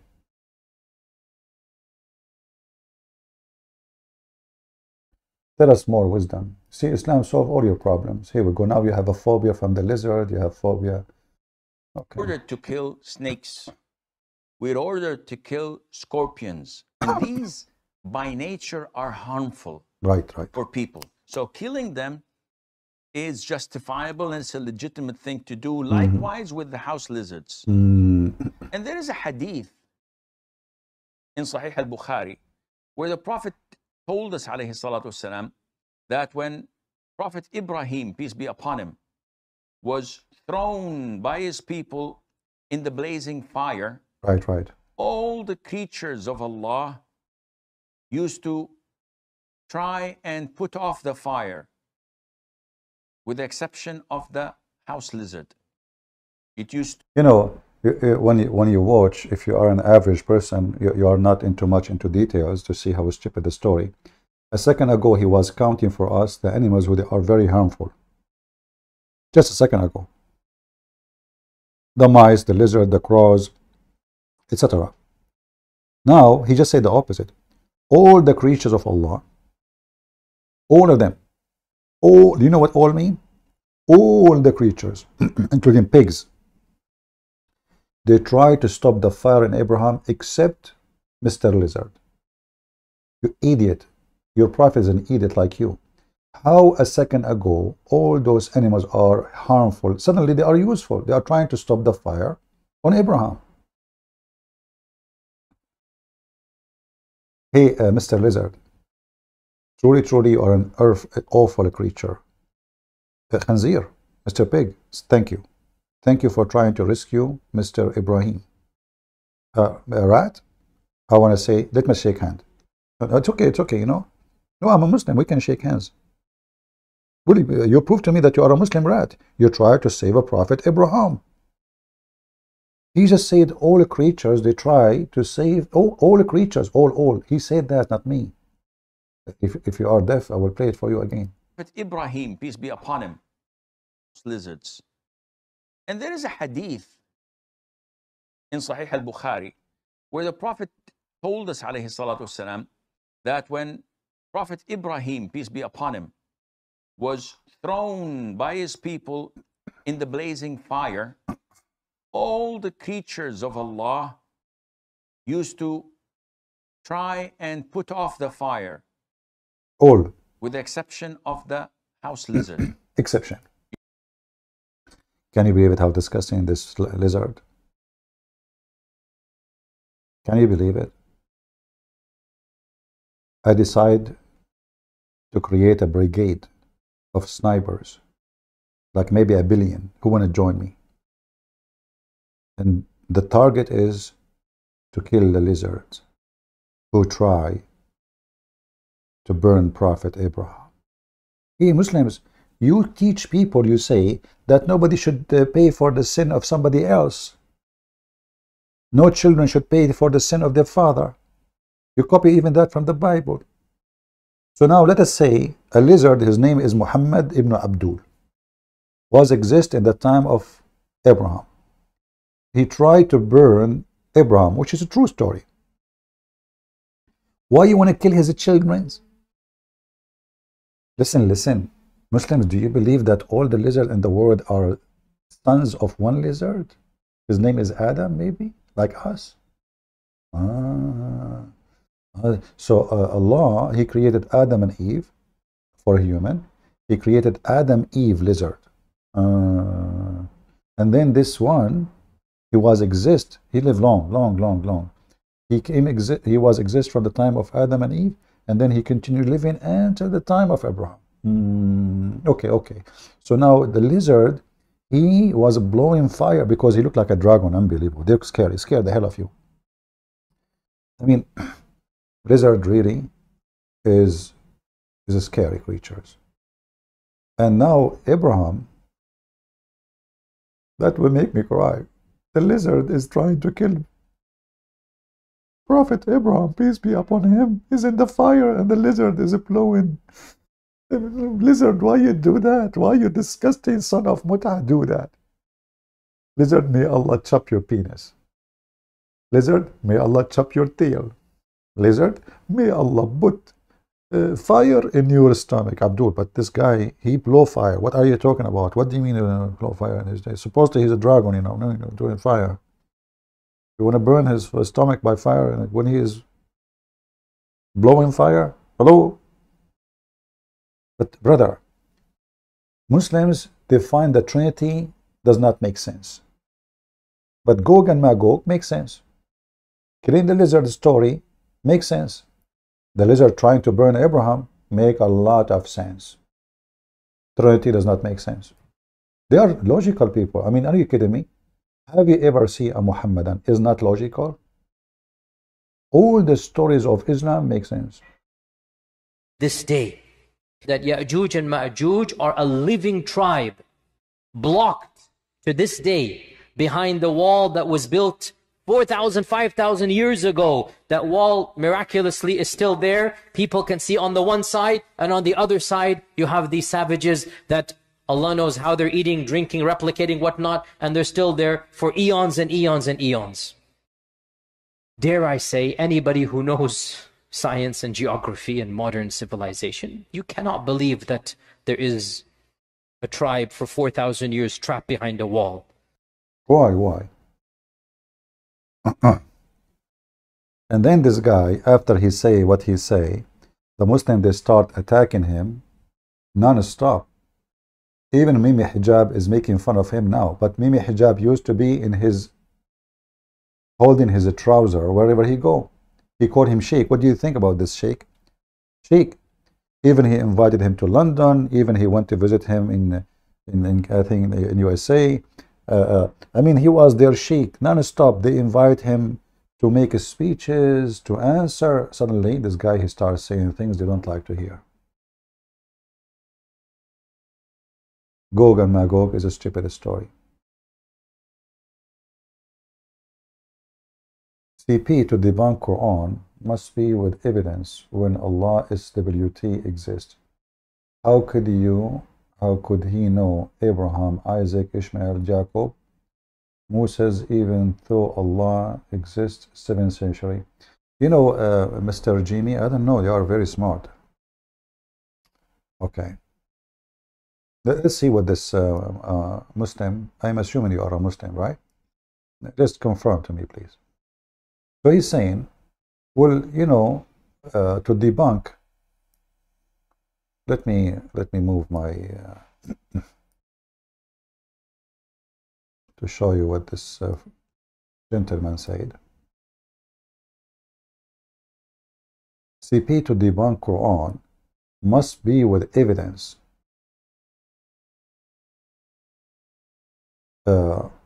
When Allah SWT exists, how could he, I think he want to say Muhammad, how he knew Abraham, Isaac, Ishmael, Jacob, Moses, even though Allah SWT exists 7th century? I don't know, this is a very smart question, Mr. Hota Barat, because look like nobody heard about Abraham and Moses and Jacob and all the names at that time, except every single Jew, and Muhammad was living between them.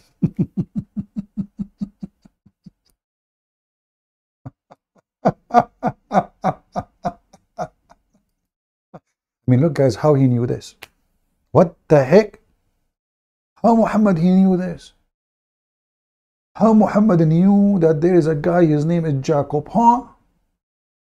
How he knew about Isaac, huh? How you know? Abdul, your prophet moved to Yathrib, and Yathrib, all of it is Jews. And you are telling me how he knew? In fact, your prophet, you don't even know anything, and proving that he was trying to copy the Jews. As an example, you Muslims, you fast the day of Ashura. You fast the day of Ashura. And in the day of Ashura, what happened?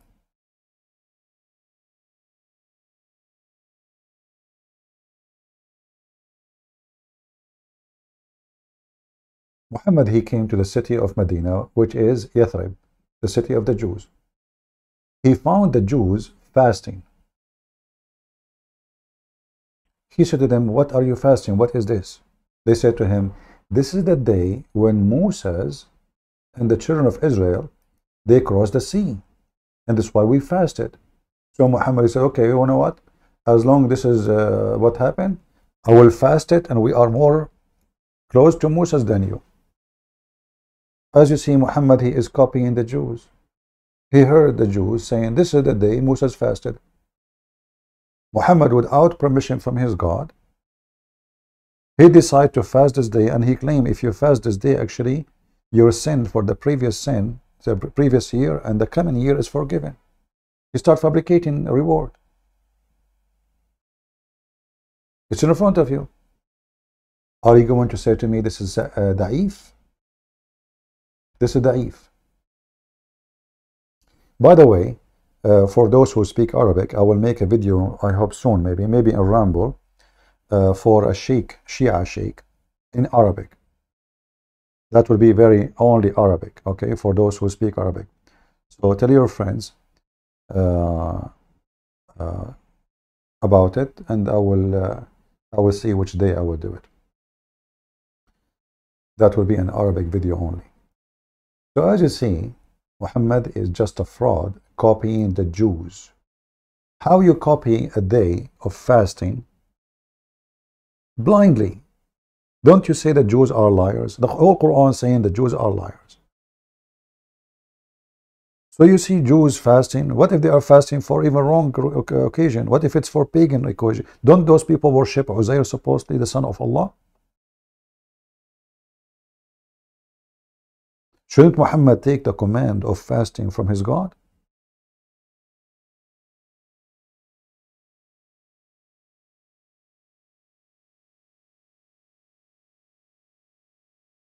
The first fasting the Muslim they practiced was a copy from the Jews. Then Muhammad, he came with Ramadan. Ramadan he's taken from the Sabian. The Sabian, they celebrate the moon. The new moon, when it appears in different village, they move to that village and celebrate the new moon. And this is what the Quran is saying. When you sight the crescent moon. The crescent moon. Not Ramadan. The word Ramadan. You know, it says Shahr Ramadan. Shahr. What Shahr? Shahr mean in the language today is used as the word month, but this is wrong. The word Shahr mean a moon, specifically crescent moon. So when you sight the moon of Ramadan,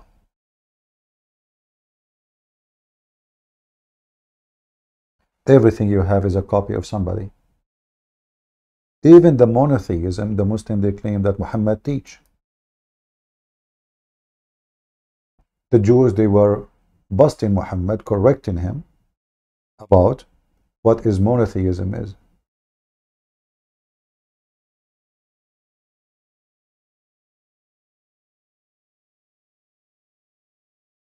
Read it.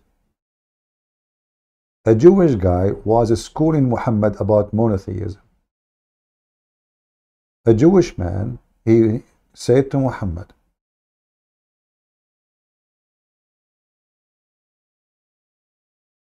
a Jewish man teaching Muhammad monotheism. The stupid Muhammad do not know what monotheism.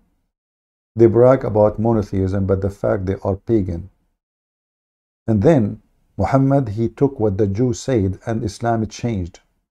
So they start practicing as this Jewish man, which we do not know his name, said to Muhammad. The Jew, he said to Muhammad, you say this, you do that, and this is associating with God.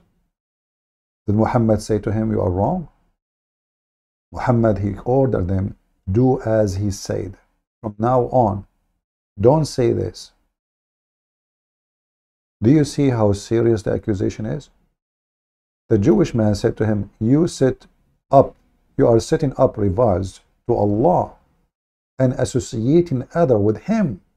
This is what the Jew said to Muhammad. Did Muhammad say, no, we don't? No. Muhammad, he told them from now on, do as he said, which means the Jew was right. So where was Allah all this time? Why Allah did not tell Muhammad, he idiot, you are mushrik. You are committing shirk. How come it was a Jew who corrected the pathway of Muhammad for what they call monotheism? Muhammad was not a monotheist, and he is not until now. Imagine if today we have Muhammad. He have a YouTube channel, so we can imagine how big the YouTube channel, how many 100 million subscribers. Then a Jew, Jack Shalom from Jerusalem, he called. Habibi Muhammad, Habibi, I have a question for you.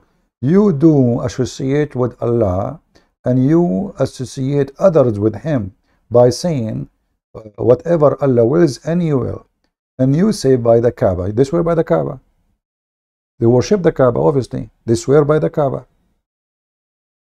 So Muhammad, he didn't say, you are wrong. Let me refute you. Let me get you busted.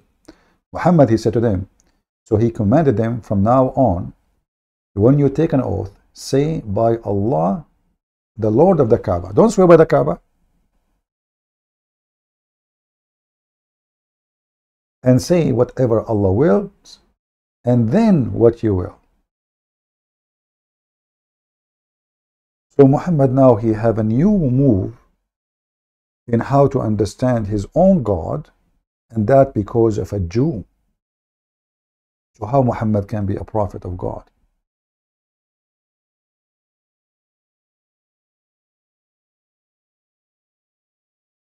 Look, we have our Skype open all this time, and not a single Muslim is trying to contact us. Where is the Muhammadan? Not a single one.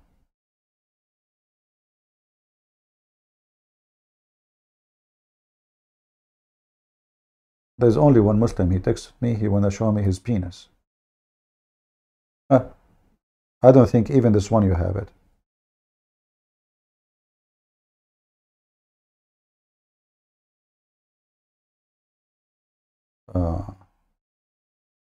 My book was going to be delivered to you today. Well, I don't know. This is what Amazon do. This is not me who deliver books for you, my friend. Do we have any Muslim here? So Gog and Magog is a stupid story. Every single story in the Quran is laughable. And the Muhammadan, they try to fix it. And the second, they try to glue it, duct tape. It doesn't work. It backfire always. The Quran is preserved. You know what? I am glad that Muslims believe the Quran is preserved, because the preserved Quran is the most laughable, stupid book. It's not for my benefit, by the way, to prove the Quran is not preserved. Because then the Muslim will say to me, it's not preserved. It's what the Shia do. And soon I will make a video in Arabic for a guy, he's a Shia, his name is Amir al-Qurayshi. I will make him shish kebab.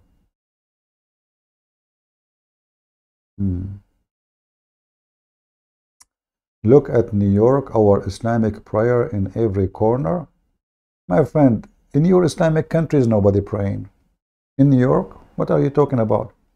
In New York, the one you are talking about, those are the nation of Islam. Those are a group of racist African who they believe that Muhammad was a black man. If I play for you what they believe in, you will vomit. So you are just as stupid like the rest. You see, the Muhammadan, one of the things about them, you say to them, is the Shia Muslim? A'udhu billah, the Shia are not Muslims. Is the Sufi Muslim? No, the Sufi are not Muslims. Okay, is the Ahmadiyya Muslim? No, the Ahmadiyya not Muslim. Is the Druze Muslim? No, not Muslims. Is the Salafi Muslims? Oh, those are kuffar, man. Those are... Okay, is ISIS Muslim? A'udhu billah, they are not Islam. Okay, Al-Qaeda, Osama bin Laden. No, they are not Muslims. This is not Islam, brother. Okay, so who is Muslim? And then suddenly they say to you, Muslims everywhere. When they want, nobody is a Muslim. When they want, everybody is a Muslim. If I search right now, the cat is not walking in the Quran. That is a Muslim cat. Even the cat became Muslims.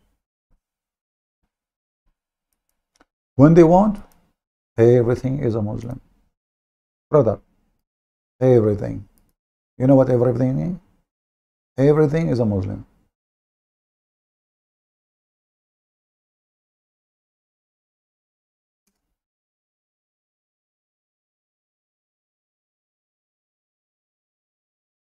True story, brother.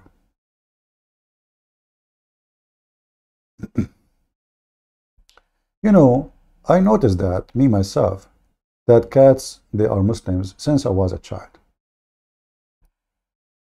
Like, how you explain to me the cat doing ablution?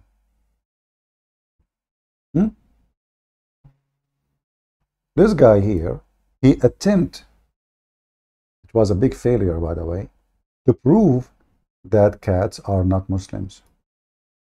All of us, we know what happened. Disaster. You try to do that, Allah will prove you wrong. How in the world you try to do that? Abdul, if you look in the top of my channel, it says that your prophet said, Islam will shrink and will become so small and will go back to its hole like a serpent come back to its hole. Read it. That's what your prophet says. So are you saying to me your prophet was a fraud? Look at this guy. Weird. He's trying to prove that the Quran, the cat will step in the Quran and the cat is not Muslims. By the way, dogs are not Muslims. Cats are. Just take a note. Lizards are not Muslims. No way. Okay? Frogs are Muslims. Muhammad said that. Hi, everyone. Well, you might notice the background here. I'm at my friend's house, and he has a cat. Why am I recording another cat video? Well, I recorded video responding to a disturbingly common Muslim argument claiming that the Quran must be miraculous and from God because a cat will not walk on it. So I tested that over and over again, and it took me on average about half a second to 2 seconds. Look, this Muhammad saying there is no ex-Muslim. So why your prophet says there's ex-Muslims? Your prophet, he says that. You're stupid. Are you making fun of your prophet? By the way, isn't it your prophet's wife? She left Muhammad and she left Islam and she married a Christian guy.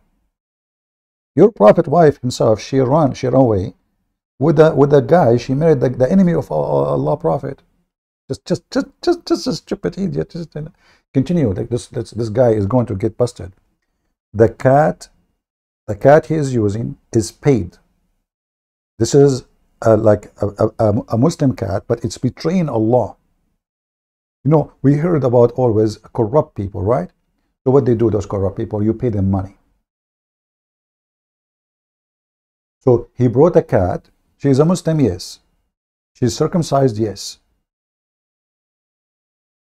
But she's paid.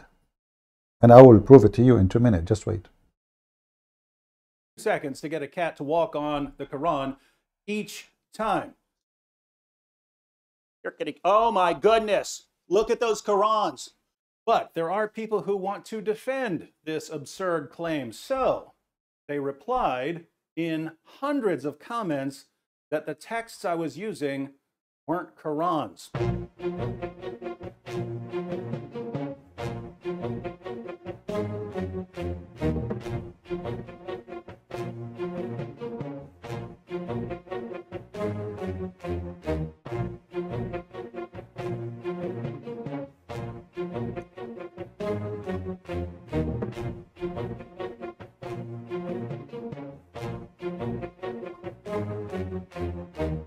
Okay, so this is the number one got busted. This is not Quran. This is not Quran. This is translation for the Quran. So you translate the Quran, send the Quran. Good. This translation. Translation. You know translation? Okay, what the language says. Translation. Translation. Do you see the word Quran there? No. There's a huge difference. The you know. Yeah, you know, that's a. So this is dictionary. This is dictionary. This is dictionary. The cat, she understood. The cat, she know how to read, how to write. Like the cat, she opened the book. Bismillah ar-Rahman ar-Rahim. What the heck is this? This is dictionary. I will step on it. Second page, second book. Oh, this is translation. I can step on it. Oh, this is in German. I will step on it. It's okay. But Arabic Quran? No way, brother. No way. Over my dead body.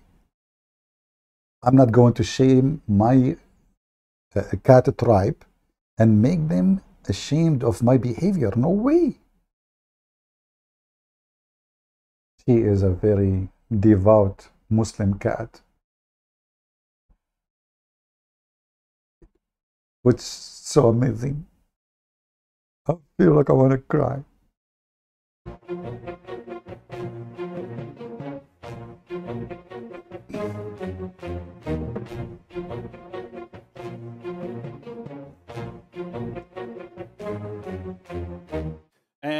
I have right here the text I was using. Here we have a variety of Qurans, which they say weren't Qurans, they were dictionaries. So I heard dictionaries, they were phone books, they were random Arabic books, but they weren't Qurans. Oddly enough, those same people would complain that I set the Qurans on the floor. Odd complaint if they're not really Qurans.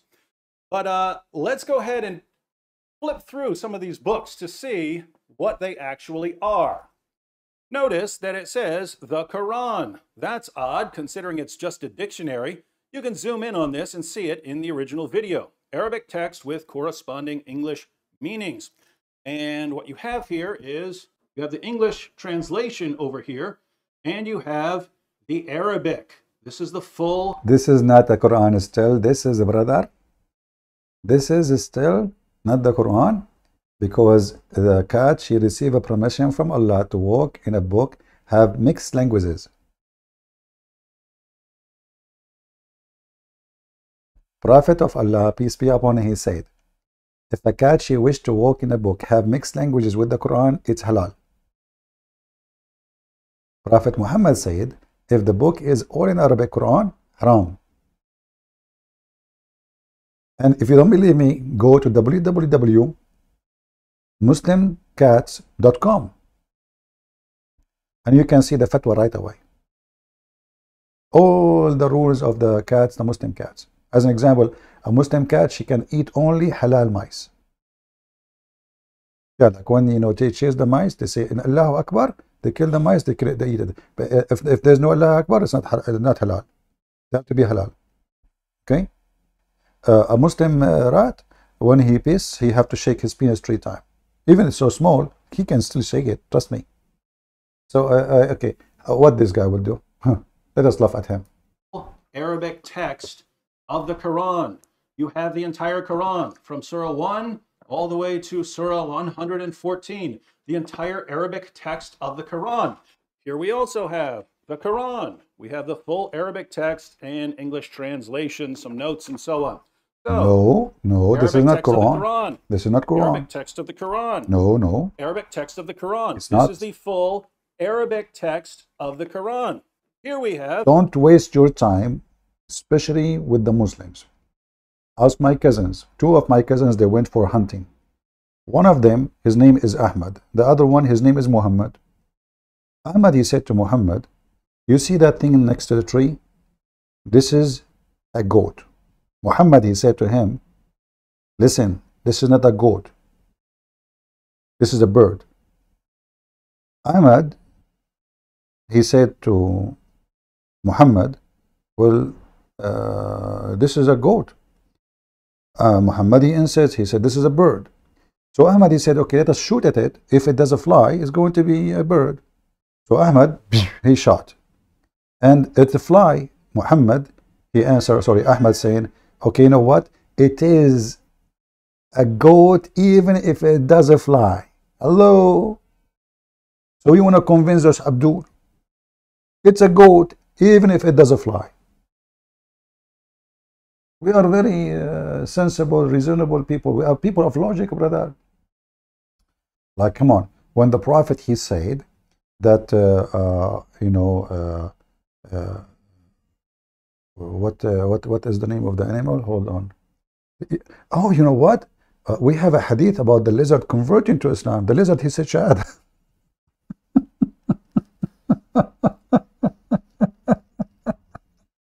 Anyway, we will leave that for later. The Noble Quran. Odd title for a book that's simply a dictionary. Once again, we have the English text and we have the Arabic text. The full Arabic text of the Quran. And yet, for some reason, it's not a Quran, even though it contains the full Arabic text of the Quran. Full Arabic text of the Quran. Lots of English translation, lots of notes. You have introductions, but you also have the full Arabic text of the Quran. And yet we're told that this isn't the Quran. So basically you have two different kinds of claims. You have one, people saying that these are just dictionaries or some other random texts. I hope you see at least that these are Qurans here.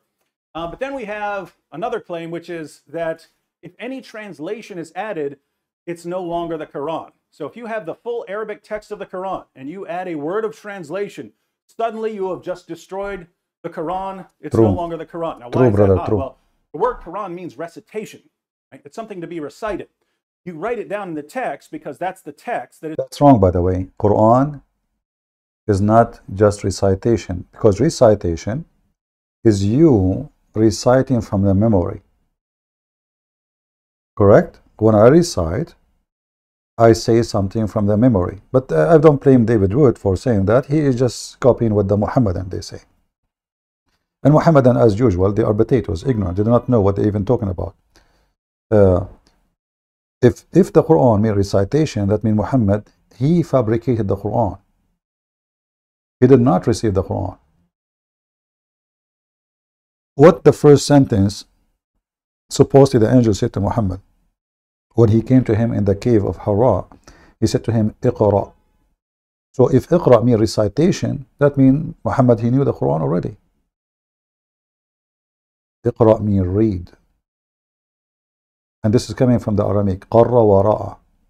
Qarra, say, move his lips. Ra'a, what he saw. So he moved his lips to read what he saw. So Quran is a wrong word, by the way, from qira'a, have nothing to do with recitation. Recitation can be accepted for somebody. He did learn the Quran, memorize the Quran, and then he recite the Quran. A person never heard the Quran before, that is Muhammad, he received Quran. Just a correction. Is to be recited. So if you have the text in Arabic that's to be recited, then you've got the Quran. But according to our friends out there, it's not the Quran if it has an English translation beside it. So notice, if you were to say that you have the entire Arabic text of the Quran memorized, if you went to classes and memorized the entire text of the Quran, if you know the translation for any one of those verses, you don't have the Quran memorized because you've also got another language in your... Okay, hold on. I'm going to refute everything you said. Okay, hold on. You know, to prove that you are not telling the truth, let us see what's happening here. Guys, let us focus. Let us focus in details. Do you see the outlet?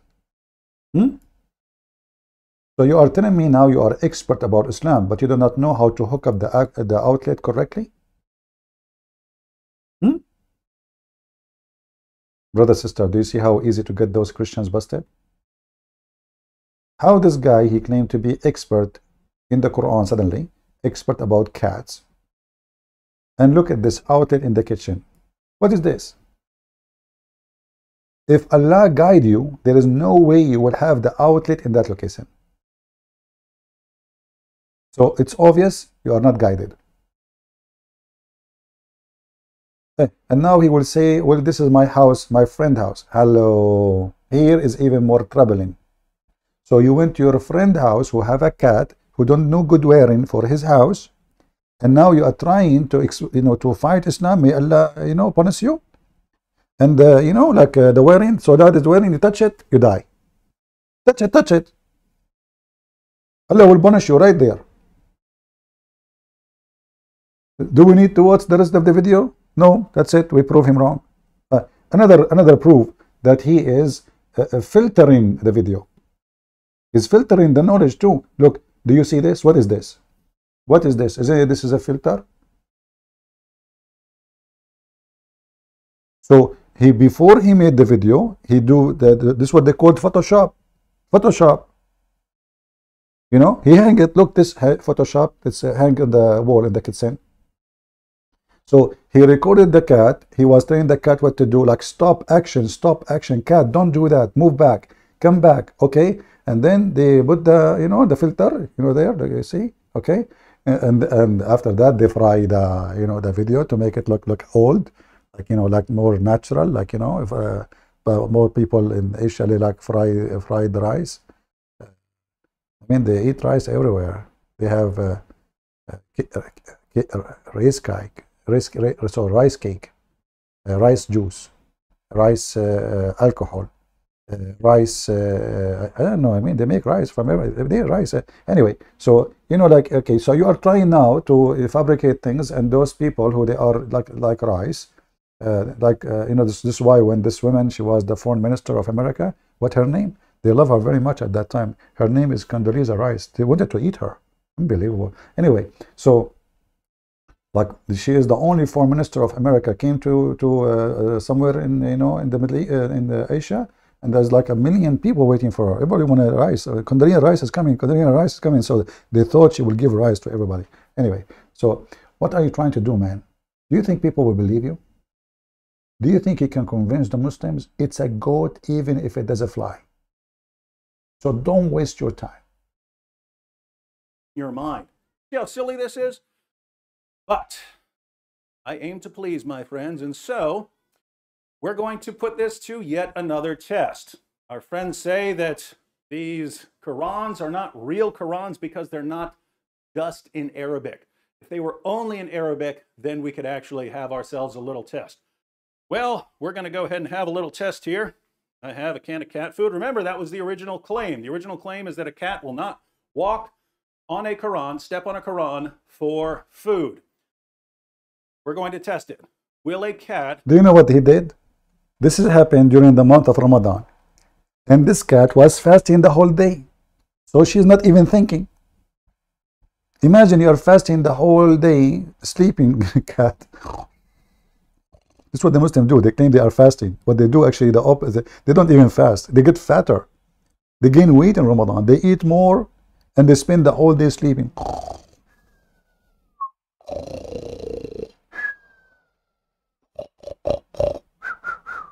Lily Dawa, you know, wake up, wake up. The food is ready. It's almost 7 p.m., brother. The sunset, brother. In the winter, the sunset by 3 p.m. Anyway, so this cat was fasting the whole day of Ramadan. She lost her mind. She's hungry. This is why we will see later. There's many signs of hunger. I will show you when he play the video. Just wait. I will teach you today how to find out if the cat is hungry or not. Who of you have a cat at home?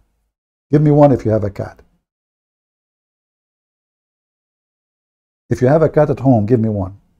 I will give you priceless information today. How to find that your cat is hungry. Those information, by the way, coming fresh from Prophet Muhammad, peace be upon him, from the Middle East. It's true, they are 14 years old information, but they are fresh. You have a cat, Livy? We have one. 2. Only 2 people? 3 people, 4 people, 5 people? You guys don't have mice at home? Now we know who have mice, who don't. The one who have a cat, obviously they have mice. I got you busted, I got you busted. Otherwise, why you have cat, huh? Sound fishy. If you are cleaning your house, you will not have you will not need a cat, but because you have a mice, and the mice come for like, you know, I got you busted. Now, the one who have a dog, give me one too. If you have a dog, give me one. Let us see how many if you have a dog. I'm doing investigation now, you know, Islamic investigation. I will show you how Prophet Muhammad, he used to like, he used information, logic. He used information to reach to other logic, you know, like, you know. Who have a dog? You have a dog? Okay. This will remind me of a Muslim guy. He went to take a class in logic. So he went to the logic class. He don't know what is that. So he asked the teacher, sir, what is logic?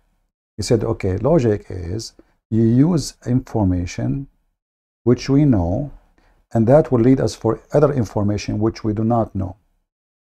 The Muslim Abdul, he says, like what? How you can do that? He said, okay, let me ask you a question. Do you have a chain in your house? The guy, he said, yes. He said, okay. As long as you have a chain, that means you have a dog. The Abdul said, oh my Allah, this is true. He said, as long as you have a chain and you have a dog, that means you have a yard. Oh my Allah, how you know?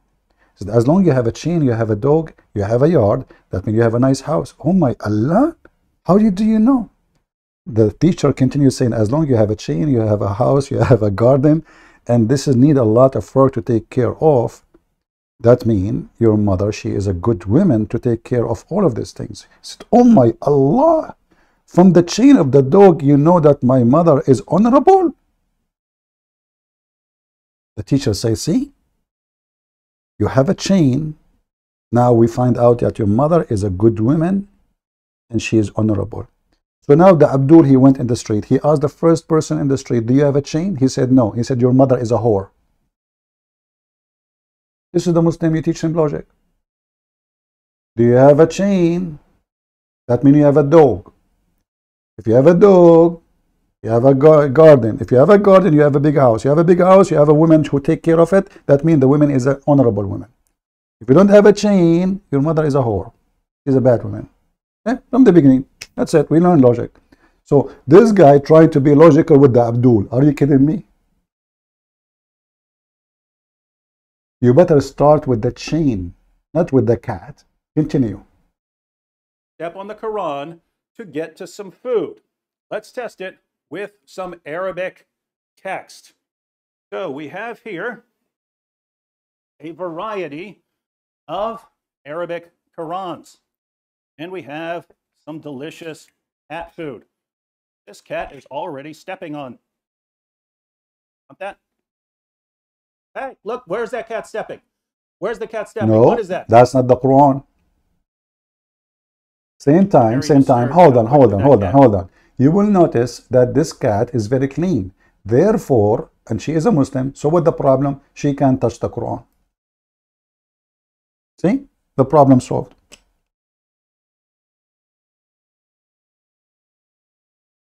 Very clean. And she is a Muslim cat. So she is allowed to touch the Quran. What's the problem? We got you busted. Unbelievable. Do we have any Muslim here? Stepped on the Quran, and it's currently stepping on multiple Qurans. No way. What's wrong with this cat? What's this book? You tell me what this book is. Not Quran. Okay, this is Yellow Pages. Here it says the phone number of Zakir Naik. Let me read for you in Arabic. If you like to call Zakir Naik, peace be upon him, call this following number. 00 2 zeros 5 zeros, which means 00000000. Hello? Victor Zakir Naik? Get him, Prince. First of all, this is my number and you are lying to the people. What do you mean, not your number? And then the word that the number starts with 000, and then the whole number is 0. So how you can call somebody, all his number is 0. Okay, Abdul, how you can call Allah, you never saw him? You never heard him? How come Allah, he never even spoke to Muhammad? So how come you Muslim pray to Allah, calling 00000 every day? And not only that, you say to him what he said. It's the answering machine. Bismillahirrahmanirrahim. Alhamdulillahi Rabbil Alameen. And you hang up the line. So how you explain that? With a breath. First of all, we are not going 0. Allah, and then he come every night in the third part of the night. And then you ask us, what the heck, Zakir? I can understand nothing what we said. The logic of Islam that Muhammad, God, he come every day in the third part of the night. He come what? Every day in the third part of the night. You know, you Muslims, your God is a yo-yo. He come down every night in the third part of... Are you worshipping Mr. Yo-Yo? Every night. Flat earth believers. He come down every night. Hey, Zakir Naik, don't call me. I'm not going to answer you. Don't try. Get some breath. First of all, I can do it with you, even with the phone. How you can get in the line? I did not even answer the phone. Get some breath. Allah, you support me. So how come Allah did not support Muhammad when he saw the dream that the enemy will be very few? When they went there, there were very many. So how come you explain that? It's very simple. And the Prophet of Allah, well, before he sleep, he ate a lot of food. And that's the problem with that thing. Me as a doctor, I can explain to you. So if you eat too much food before you sleep, you see a long dream. And this is not a wrong evidence of the Prophet, and he was telling the truth, but the dream was wrong. Because of the food was very heavy, thank you. What the heck? The Prophet, he saw the wrong dream. The enemy was very few. But in the war, they found him 5-6 times more. Unbelievable. Continue with this guy trying to prove the Quran wrong and trying to prove Islam was wrong. What is it? Because one comment I see over and over again is, just because a book's in Arabic doesn't make it the Quran. Well, that's true, but we're not talking about any book that happens to be written in Arabic. We're talking about what this book is. What is this book? What is it? We flip through this book. What is it? Is this 50 Shades of Grey? Is it Huckleberry Finn? What? Okay. First of all, this guy is a liar. Nowhere it says this is Huckleberry Finn. Where do you get this from? See? Go get him busted. Everybody heard him saying, what is this? This is what? Harry Finn? What Finn? Lying. If we search the whole Quran, we will not find Mr. Finn in the Quran. Nowhere there is Finn. See how Christian they lie about what's in the Quran? He says, let me play it for you again. He says, what is this? What is this? You know, he claimed that those chapters are in the Quran. What the chapter name? Say again. We flip through this book. What is it? Is this 50 Shades of Grey? There's no chapter in the Quran called 50 Shades of Grey. There's 80 Shades of Grey. I can show it to you. So not only that, he's changing the number of the shade of the gray, which is mentioned in the women chapter and those things, you know. Why you lie? You cannot trust the Christian. There's 80 shade. There's 100 shade. But now there are 50.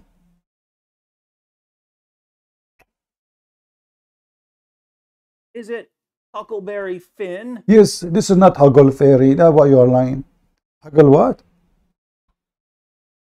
This is how we know that David Wood, he watched a lot of cartoon. What is it? Is it The Adventures of Tom Sawyer? Yes.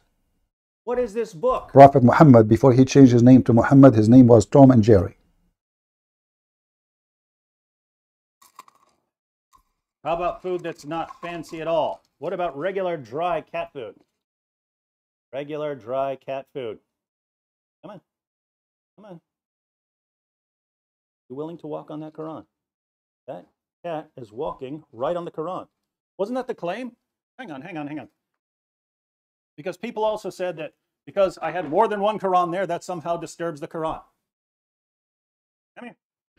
I mean, the whole rag is a Quran. Do you see what they have in the floor? You do not need the book. You have the Quran on the floor because the rag, you see guys what they have under the book? They have Quran. The rag is Quran. So already, I mean, if there is no book, the cat is more. Anyway, what's stupid religion? Do we have any Muhammadan? No Muhammadans calling us. Nobody there. Nobody there. I will make you go in the corner. It doesn't matter what room you sit in. Is it a circle or a square? Any Abdul? So Islam, brother, solve our problems? So why you Muslims are messed up?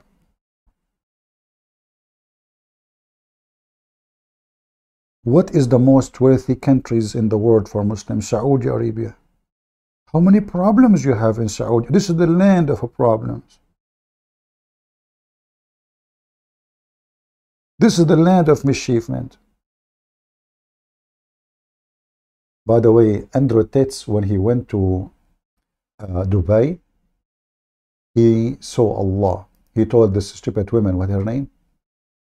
I forgot his name. Condola, whatever. Idiot women. He said when he went to Dubai, I found Allah.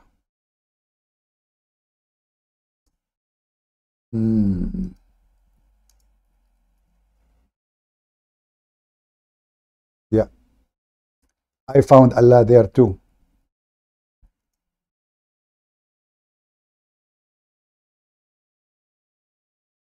And this is one of them. Oh la la. Now I know why they say I found Allah in Dubai. Oh la la. Look how clean the street too. Oh la la. And the prostitute. Look at the prostitute in every corner.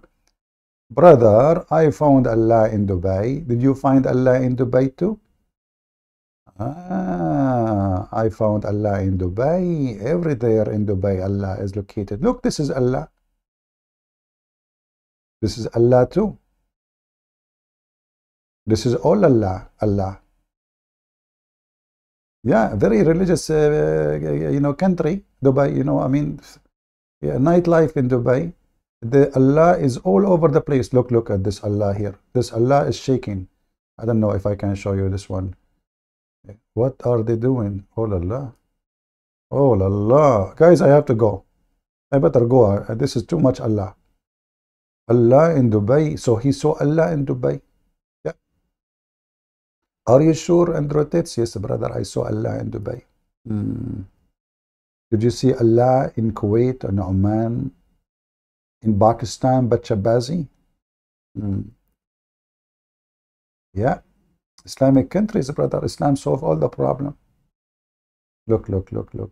Here I see bigger Allah. Look at this. Subhanallah. Subhanallah. Subhanallah. Ya la la. Oh la la. What those women are doing? Oof. That's hot. That's explaining global warming. It's exactly how Muslims they pray to Allah. Look at this. Subhanallah, Subhanallah. What are they making like a mix of shake? Is that a shake? How you make shake?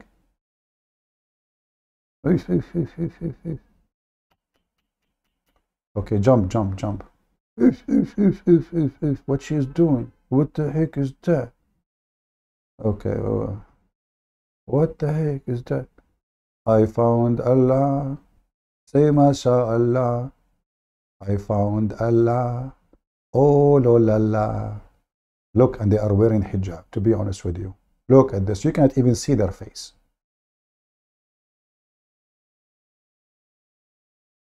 Oh boy. You cannot see the face. Very conservative. Very conservative. Yeah. Look, what the heck is that? In the top of each other? That is really halal. What they are doing, brother, by the way. What? There is two in the bottom. One she bent over and the one is coming behind her. I'm not going to play the video because most of you are not a mature adult like me. Okay. Oof. Look, she's wearing hijab. Most of the video even we cannot see because they are overrated. Oh boy.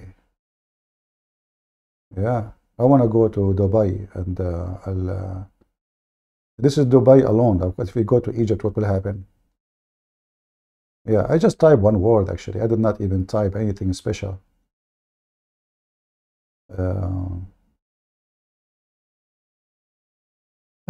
Anyway. So do we have any Muhammadan? Last call.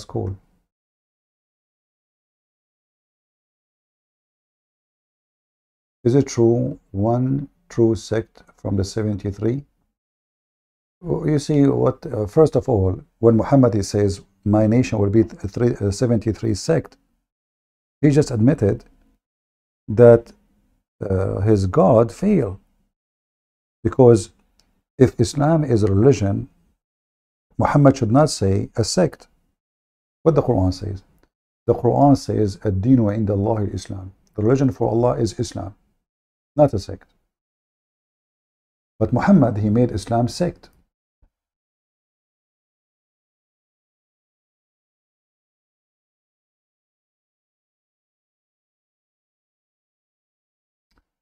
As you see here,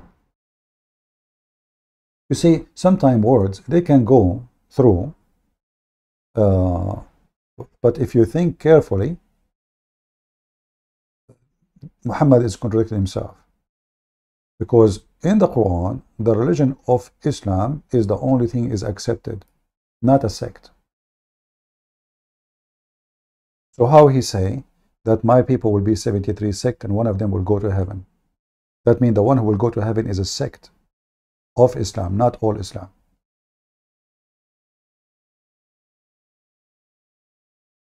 Do you understand? And then the same stupid book says that the one who they are Sabi'an, they will go to heaven. The one who they are the Hadu, which means the Jews, and those who they are Christians. But here it says the religion only accepted by Allah is Islam. If you go here, you will see the opposite. This is why we laugh at the Quran. Muhammad is a hypocrite man, like like Obama or any like Biden or any of those fraud. When he is with the Jew, he wears the hat of the Jews. When he is with the Christian, he holds the Bible. When he is with the Muslim, he prays Muhammad. Right? And this is Muhammad. When he was speaking to the Christians to make them believe in him, he says Christians, Jews, even Sabians who worship stars, they will go to heaven. All of those. But we just showed you the other verse saying the only religion accepted is Islam. Very simple. Anyway, I think we had enough for today. And today we don't have too many people for some reason, maybe because it's people are going out. I want to say, guys, thank you. Did we have a good time? Who here did not like? Who here did not have a good time? If you don't have good time, we have a gift for you. Subscription for 1 year to listen to the most advanced philosopher in the world, Ali Dawa. He is the one who discovered that God cannot be inside his creation, and he is the same philosopher who discovered that Allah entered his creation. So we can give you 1 year subscription to Lady Dawa, peace be upon her, who is the only Muslim is smart. God cannot be inside his creation. If he's inside the creation, he cannot be God. 2 days after, Allah is inside his creation.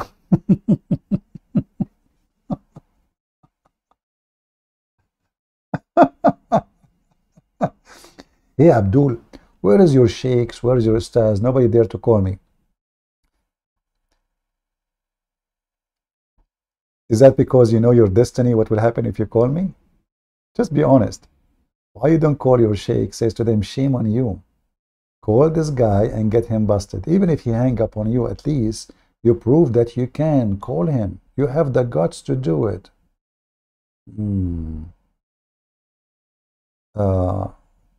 Five me your email. Why you want my email? Call me now. You do not need to email me. I'm not like Allah. I'm more real than Allah. You Muslim, you pray to Allah. Do your prayer go to Allah? The hadith says no. Call me. What email? Do you think I have time to answer email? Which one is easier? To bring Muhammad and make him bend over and spank him, or start writing email? Here, we make a video. Millions of people watch it. People learn, take notes, and laugh. We do many things in the same time. Entertainment, philosophy, logic. As an example, I will teach you some logic. Why Allah, He taught you to beat your wife? I will tell you. If you have in your home, you have, let us say, you are married, okay? And then you have a neighbor in front of you, and he is so strong. You don't dare to fight with him. So what do? You want to show him that you are strong. So you beat your wife. You open the window, and you and then the man there will be scared. Man, look what he did to his wife. Logical. And now your wife, she will love you more. I mean, who in the world, a woman, her husband beat her every day, she will not love him? Even doctors, they say that. They say that there is, if somebody is even a victim, can be let us say, I don't know what they call the case. This is real. Like a woman, she will be a victim of rape or even kidnapping. Even if later, if you open the door for her, she don't go. Because in her mindset, she cannot go anywhere. And she will be used for abuse. But this is a victim. This is a person who is suffering from mental illness. Because of the suffering, the Muslim, they make the suffering a solution. Allah make the suffering of a woman a solution. Even Aisha, by the way, she said that no women suffer as much as a Muslim woman. Is that right? Or Christian Prince is lying? The mother of the believers, which is a whore, according to the Shia, she said she never saw a suffering women as much as a believing women. So Aisha, she is witnessing in the time of Muhammad, women who they are not believing, they don't suffer like Muslim women. It's called Stockholm Syndrome. I was going to go to Stockholm, now I'm afraid. Okay guys, somebody, he gave me the name. Thank you for Nados for the information. It's called the Stockholm. Okay, how now you explain to me that Prophet Muhammad and Allah, they knew about the Stockholm Syndrome. Now we have a problem.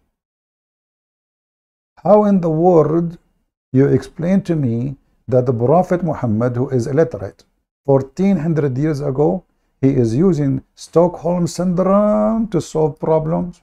We got you busted, Christians. Prophet Muhammad, he knew about the Stockholm Syndrome. I'm not going to go to Stockholm no more. That's it. I was going to visit it maybe in the coming 20 years. But anyway, no more. That's it. Look at this. Beating the women is a solution, and even the skin of the women is greener than her veil. And the Muslim, they say to you, no, we beat them lightly. Like what? Yes, brother, lightly. And this is in the time of Muhammad. Look, her skin is greener than her clothes.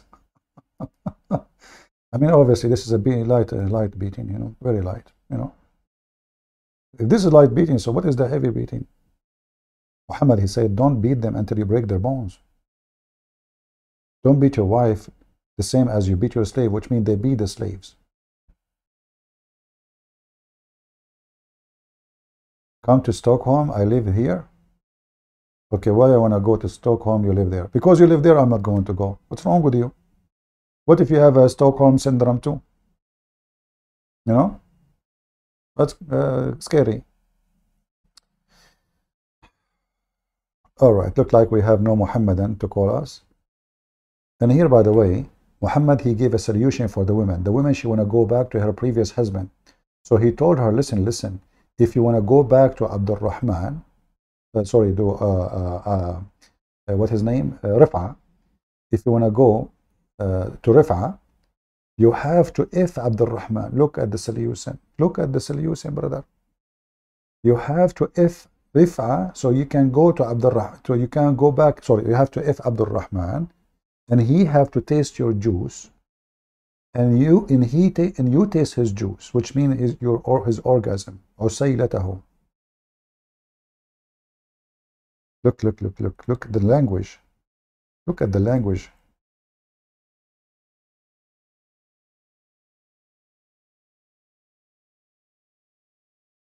You have to taste his orgasm, and he have to taste your orgasm. And look how the Muslim, they translate the orgasm.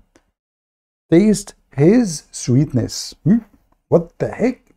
What do you mean taste his sweetness? What is that? It is the orgasm.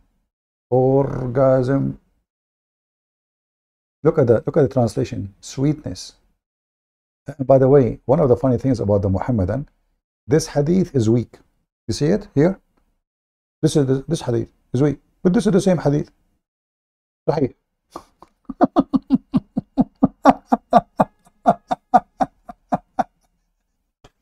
Stupid religion. Potato. How the same hadith here is da'if? The same text, the same words. And here is sahih. Like, what the heck? Sahih, da'if, da'if, sahih. Sahih, sahih, sahih, da'if, da'if, da'if, sahih. The sahih, the da'if. The da'if, sahih. What a religion, man. Sahih. He tastes your honey. Look, this guy, we can make it nicer. Until he tastes your honey and you taste his honey. A Muslim, what is the honey of the Muslim? And what is the honey of a Muslim? You Muslims, when you have orgasm, you produce honey. You know what? All my life, I was looking at Muslims as they are bees.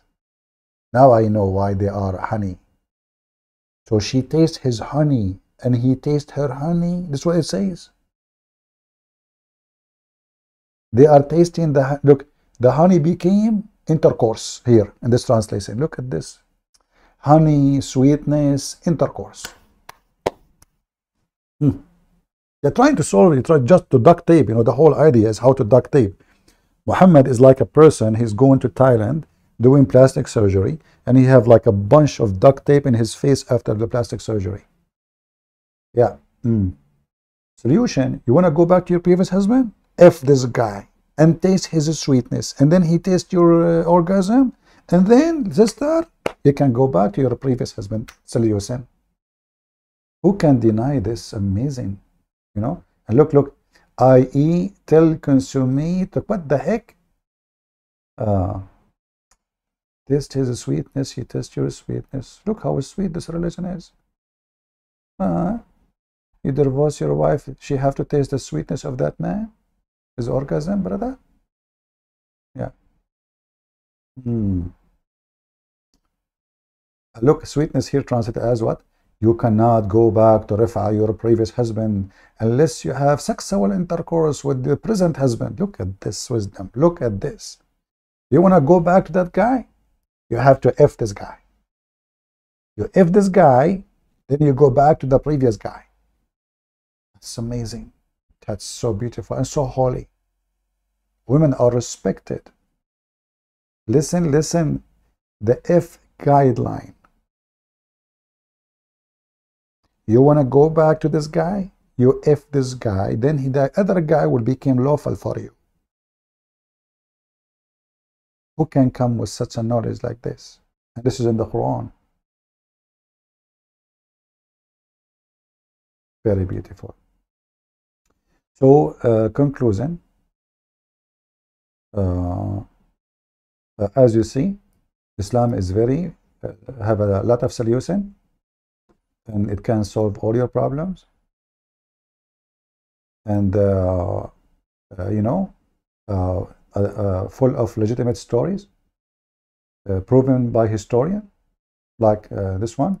Peace be upon him, was thrown by his, and there is a hadith in Sahih al-Bukhari where the Prophet told us, alayhi salatu wasalam, that when Prophet Ibrahim, peace be upon him, was thrown by his people in the blazing fire, all the creatures of Allah used to try and put off the fire, with the exception of the house lizard.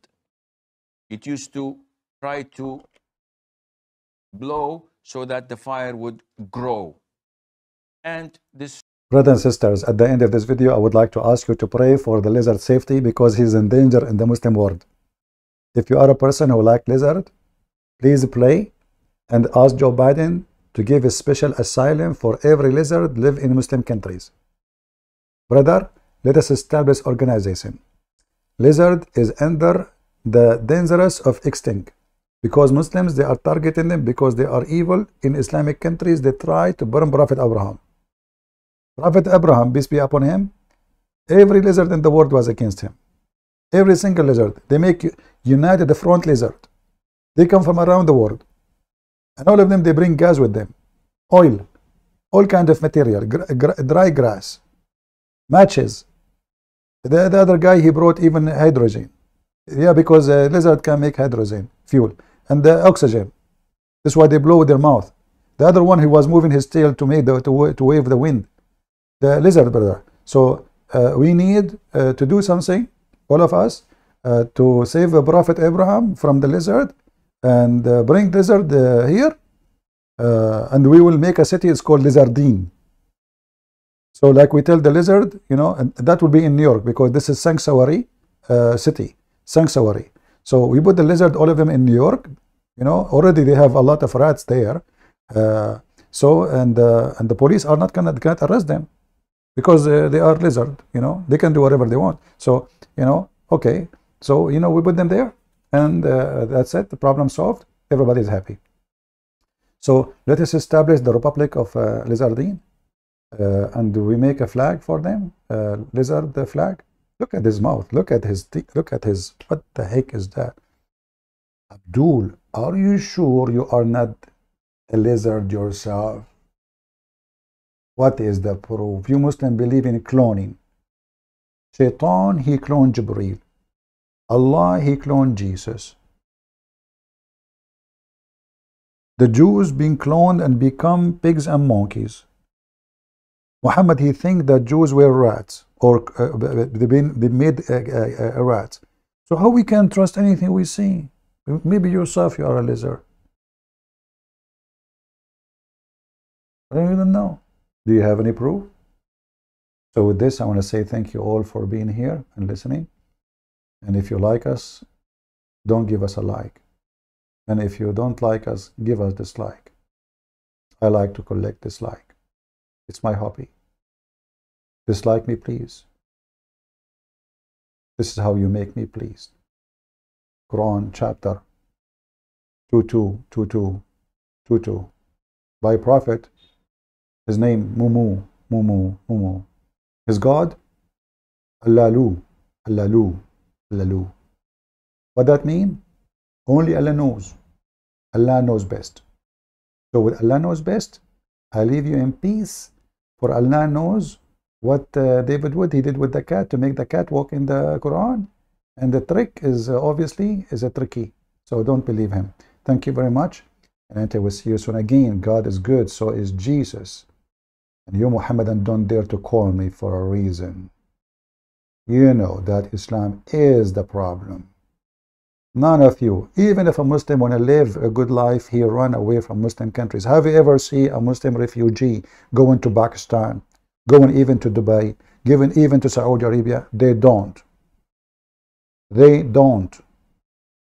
Muslims don't even accept Islamic refugees. And if a Muslim country, in the border of a Muslim country, take a refugee, the Christians have to pay for them. Look at Turkey. Look at Erdogan. He sucked the blood of the European. If you don't give me the money for the refugee here, I will let them across the borders. They don't do good for God. They do not know God. Pirate. Scammers. This is what Erdogan and people like him are. They claim to be believers, but the true believer is the one who act like Muhammad, and Muhammad was a pirate. He worshipped sex, he worshipped money, and he worshipped privilege for his penis in his pocket. And this is all what this cult is about. Islam is not even a religion. Whoever believes Islam is a religion is a fool. Thank you very much for being here. Until we see you again. God is good. So is Jesus. Thank you.